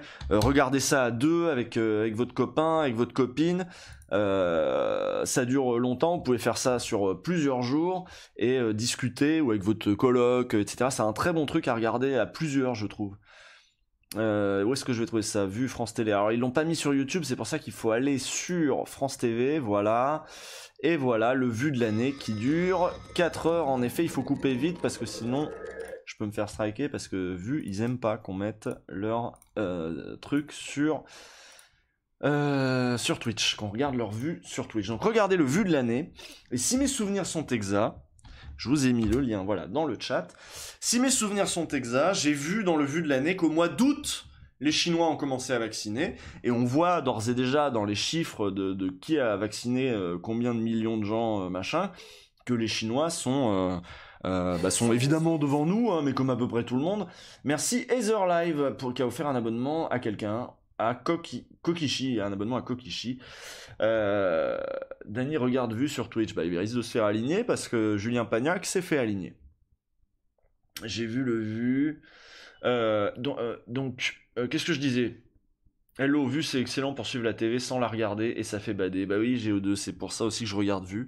C'est pour ne pas regarder la télé tout en sachant quand même ce qui s'y passe. Donc le Vue de 4 heures, là, c'est vraiment un bon truc. Et donc j'avais vu que les Chinois ont un vaccin. Pourquoi on nous a parlé que du Pfizer, Moderna, machin, tout ça. Pareil, encore une fois, on nous a fait acheter des vaccins américains. Il y avait le vaccin chinois. Voilà. Après, les espions chinois ont été moins forts que les espions américains, ça se trouve. Hein. On ne sait pas ce qui s'est passé à Bruxelles parce qu'on ne peut pas savoir de toute façon. Merci Curinia aussi. Donc en gros, nous on est là à galérer à développer notre vaccin et on a l'air de cons parce que finalement on dépend soit des Américains, soit des Chinois, donc finalement ce sera les Américains. On va même produire leur vaccin chez nous avec nos infrastructures, si c'est pas la grande classe ça. C'est vu le nouveau zapping. Oui, c'est le nouveau zapping, c'est les équipes de Patrick Ménès, c'est les équipes du zapping original. Donc malheureusement les conclusions sont décevantes, il n'y a pas assez de charge immunitaire, du coup la réponse immunitaire observée chez les adultes de plus de 50 ans n'est pas assez élevée, et une nouvelle étude va être lancée en février. Si les données sont positives, la phase 3 pourrait commencer au deuxième trimestre avec, sous réserve du feu vert réglementaire, une mise à disposition du vaccin à la fin de 2021, soit 5 à 6 mois plus tard que prévu, et un an après tout le monde. Les débuts étaient pourtant prometteurs. Dès février 2020, Sanofi avait reçu le soutien de la Biomedical Advanced Research and Development Authority, la BARDA, l'agence fédérale américaine qui pilote la recherche biomédicale liée à la pandémie, pour le développement d'un candidat à protéines recombinantes. Pour fabriquer une réponse immunitaire, cette technologie prévoit d'injecter non pas un virus atténué ou inactivé, comme dans les vaccins traditionnels, mais un morceau du virus, la protéine d'enveloppe. Sanofi a éprouvé cette méthode avec son dernier vaccin contre la grippe, autorisé depuis 2017 aux États-Unis. Cette technologie est bien connue et donne de très bons résultats, précise l'infectiologue Odile Launay, qui coordonne le centre d'investigation clinique Cochin-Pasteur. Il ne faut pas oublier que, début 2020, on n'avait aucune donnée sur l'efficacité des vaccins à ARN messager. Fait rare, le groupe s'était allié en avril à son rival GSK, qui fournirait l'adjuvant, un produit permettant de renforcer la réponse immunitaire et de réduire la quantité de protéines nécessaires par dose. L'adjuvant serait produit dans l'usine de GSK de Saint-Armand, c'est GSK du coup, de Saint-Armand-les-Eaux dans le Nord, l'antigène sur le site de Sanofi de Vitry-sur-Seine dans le Val-de-Marne, et le remplissage serait réalisé à Marcy-l'Étoile pour la France. C'était le plan, je ne sais pas si avec les derniers développements les choses vont évoluer, admettons à la communication de Sanofi. Un travail fait à la va-vite. Le groupe a donné peu de détails sur ce que le vice-président de la branche vaccin appelle un contretemps malheureux. Dans une interview publiée le 11 décembre 2020 dans le Wall Street Journal, Thomas Triomphe rejetait la faute sur les... Ah oui, donc, il n'est pas... ouais. Thomas Triomphe rejetait la faute sur les 2 réactifs utilisés par les chercheurs pour mesurer les volumes d'antigènes. Ces réactifs n'étaient pas d'une qualité ou d'une pureté suffisante, déclarait-il. D'après Jean-Daniel Lelièvre, chef du service des maladies infectieuses de l'hôpital Henri Mondor à Créteil dans le Val-de-Marne, il est fréquent de rencontrer des déconvenus dans les premiers essais cliniques d'un vaccin qui nécessitent énormément de mise au point. Il n'empêche, en interne, on s'interroge. Normalement, quand on réalise des essais, on vérifie que les réactifs de contrôle fonctionnent, explique Fabien Mallet, coordinateur adjoint de la CGT Sanofi, qui travaille au contrôle qualité sur le site de production de vaccins de Neuville-sur-Saône, dans le Rhône. Je ne comprends pas que l'on ne se soit pas rendu compte du problème plus tôt. Et je trouve grave qu'un acteur majeur comme Sanofi ne soit pas plus vigilant vis-à-vis de ses fournisseurs. Finalement, on a l'impression d'un travail fait à la va-vite. Merci l'étudiant. Pour les salariés, c'est très violent, hein. Ils se font interpeller par des gens qui leur demandent ce qu'ils ont fichu. Les anti-vaccins les narguent sur le terme « on vous l'avait bien dit ». Merci aussi à Jack London 94. L'annonce de ce retard n'a pas eu d'impact en bourse. Du fait de son stade de développement clinique peu avancé, ce candidat vaccin ne peut être aujourd'hui intégré dans les modèles, indique l'analyste financier Martial Descoutures, qui suit le titre pour le groupe Odo BHF. Merci Pives. Quelle que soit l'issue, cela ne changera pas fondamentalement la croissance de Sanofi, dont le principal risque avec ce développement se situe en termes d'image et de crédibilité. Pour l'heure, pas de conséquences économiques à déclarer non plus. La Commission européenne n'a pas revu le contrat à la baisse, soutient-on chez Sanofi, et la BARDA continue d'accompagner le laboratoire. En outre, l'année a été bonne pour la branche vaccin du groupe qui, pour répondre à la demande contre la grippe saisonnière exceptionnelle en raison de la pandémie de Covid-19, a distribué 20% de doses de plus que l'année dernière. Côté social, la CFE-CGC indique que 80% du recrutement prévu, 113 personnes sur le site de Vitry-sur-Seine, est finalisé. Mais la production est à l'arrêt jusqu'à ce que l'on connaisse le nouveau procédé, ajoute le coordinateur groupe Jean-Marc Burlet. L'urgence pour Sanofi est maintenant de lancer les essais cliniques pour lesquels le recrutement de volontaires risque d'être délicat dès lors que des vaccins efficaces sont disponibles. Je pourrais être des personnes qui n'ont pas pu être vaccinées faute de doses suffisantes, imagine l'infectiologue Odile Launay, ou bien des personnes qui préfèrent les technologies de vaccins plus classiques que l'ARN messager. C'était le cas de Jean-Luc Mélenchon qui, dans sa revue de la presse, dans sa revue de la semaine, a dit moi oui, je me ferai vacciner si mon médecin me dit, mais c'est vrai que je préférais qu'il n'y ait pas l'ARN messager, tous ces trucs. Bon, voilà, il a dit ça, il dit j'attends de voir ce que fait l'Institut Pasteur, voilà, il a dit ça. Il veut un vaccin bien de chez nous, un vaccin sans ARN messager, machin. Donc, il serait un très bon candidat pour le vaccin Sanofi. Sauf que lors des essais, Sanofi prévoit de comparer son vaccin non pas à un placebo, mais à un vaccin déjà autorisé, sans doute l'un des deux, à ARN messager, donc ce qui pourrait décourager les frileux. Dans ces conditions, le groupe a-t-il raison de vouloir absolument poursuivre le développement de son vaccin ? Oui, car nous sommes pas assez armés pour ne pas donner leur chance à tous les vaccins, estime Jean-Daniel Lelièvre. Même réponse du côté de Bercy. On ne sait pas combien de temps on aura besoin de vaccination contre le Covid-19. Le sujet sera-t-il clos en 2021 ou faudra-t-il se faire vacciner régulièrement, comme pour la grippe, s'interroge Madame Pannier-Runacher, pour qui on aura besoin d'un vaccin qui limite la circulation du virus chez les moins de 50 ans pour l'Europe, mais aussi pour les pays en développement. Ces derniers, oui, c'est vrai qu'en plus s'il est moins cher, s'il se conserve mieux, ça peut rester intéressant de continuer à investir là-dedans. Ces derniers attendent beaucoup de la formule développée par AstraZeneca avec l'université britannique d'Oxford. Merci Echo de la Fabrique pour ton abonnement de niveau 1. Thermostable et vendue encore moins cher que celle de Sanofi, elle pourrait être autorisée par l'Agence européenne des médicaments fin janvier. Ah merde, on va avoir l'air con nous. Bon voilà. En gros on n'a pas utilisé le bon réactif ou je sais pas quoi, et du coup on a foiré l'étape 1, et du coup c'est de la faute à tout le monde, c'est de la faute à personne, mais on passe quand même un petit peu pour des glands, voilà. Bon, écoutez, c'était très intéressant. Aujourd'hui, il est 18h46, nous sommes en ligne depuis 2 heures. En tout cas, j'ai lancé le stream il y a 2 heures. Je pense qu'on peut se quitter là pour cette revue de presse. Qu'est-ce que... on s'est chié dessus, oui, sur le vaccin Sanofi.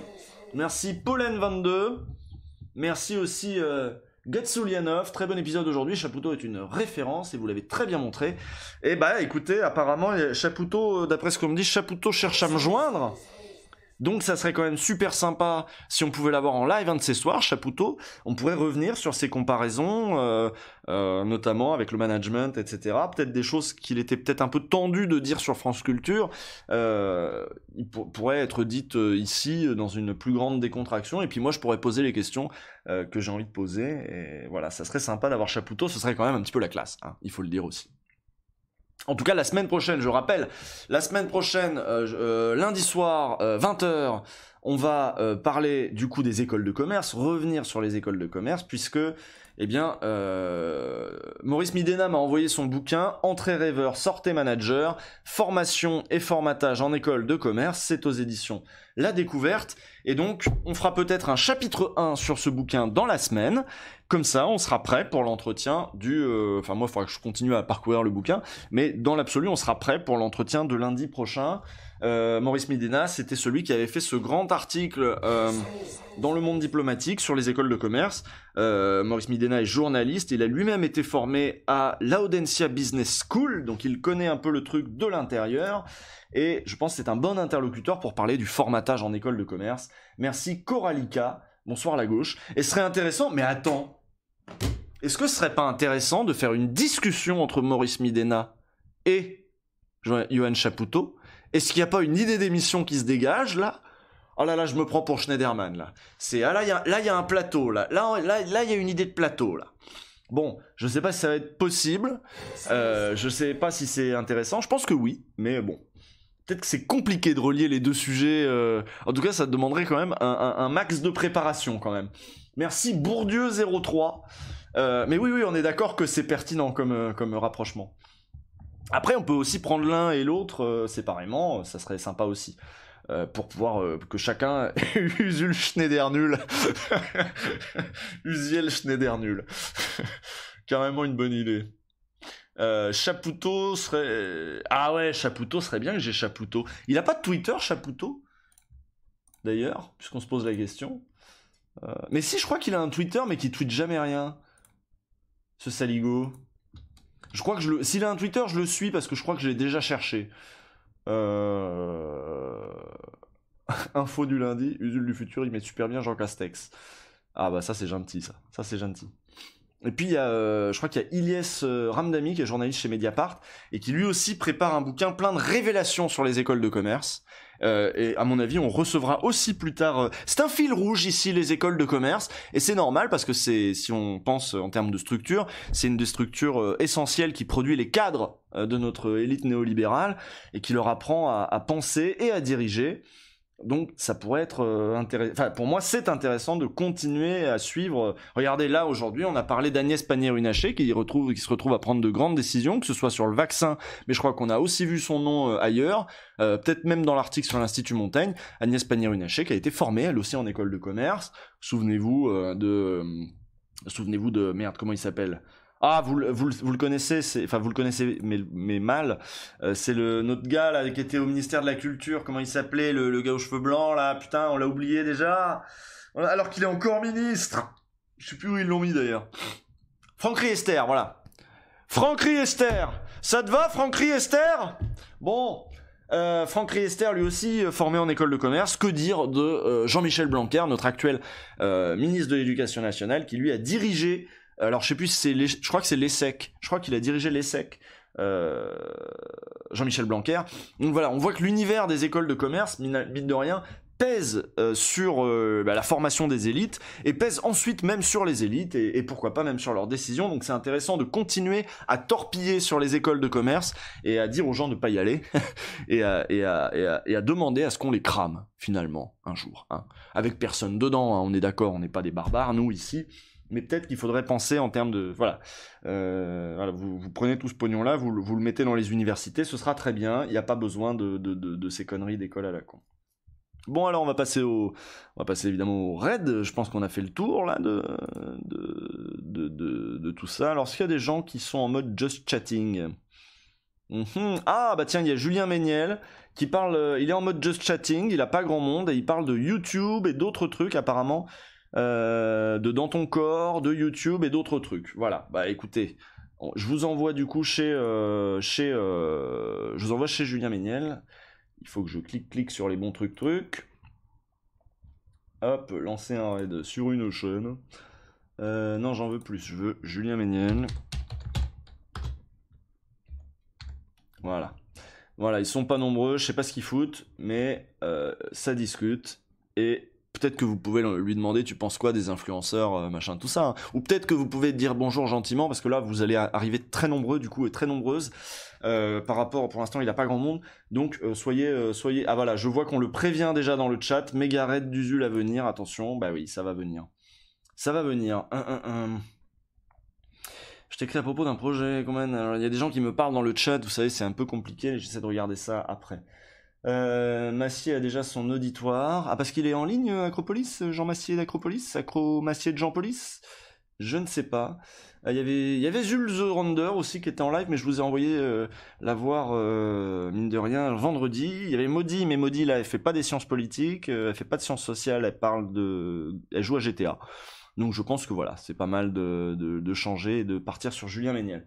Allez, je vous souhaite une bonne soirée, amusez-vous bien, je lance le raid et on se revoit dans très bientôt. Et Acropolis dans 7 minutes, s'il y en a qui veulent continuer la politique. Voilà, je ne savais pas qu'Acropolis se lançait à 19h, mais c'est très bien, il prend le relais. Ça fait partie de trucs qu'il faut qu'on réfléchisse avec Cotentin, avec Bolchegeek, avec Jean Massier. Quand on fera nos plannings, essayer de les faire pourquoi pas un petit peu ensemble pour voir comment on se chevaucherait pas trop pour que les gens puissent nous suivre un petit peu comme ils le veulent, mais sans qu'on se bouffe, et qu'on puisse au contraire se raid, qu'on pense en termes de synergie. Ah, c'est pas con ça, c'est pas con, il y a des pistes. Il y a des pistes, allez, ciao, bisous, et partez.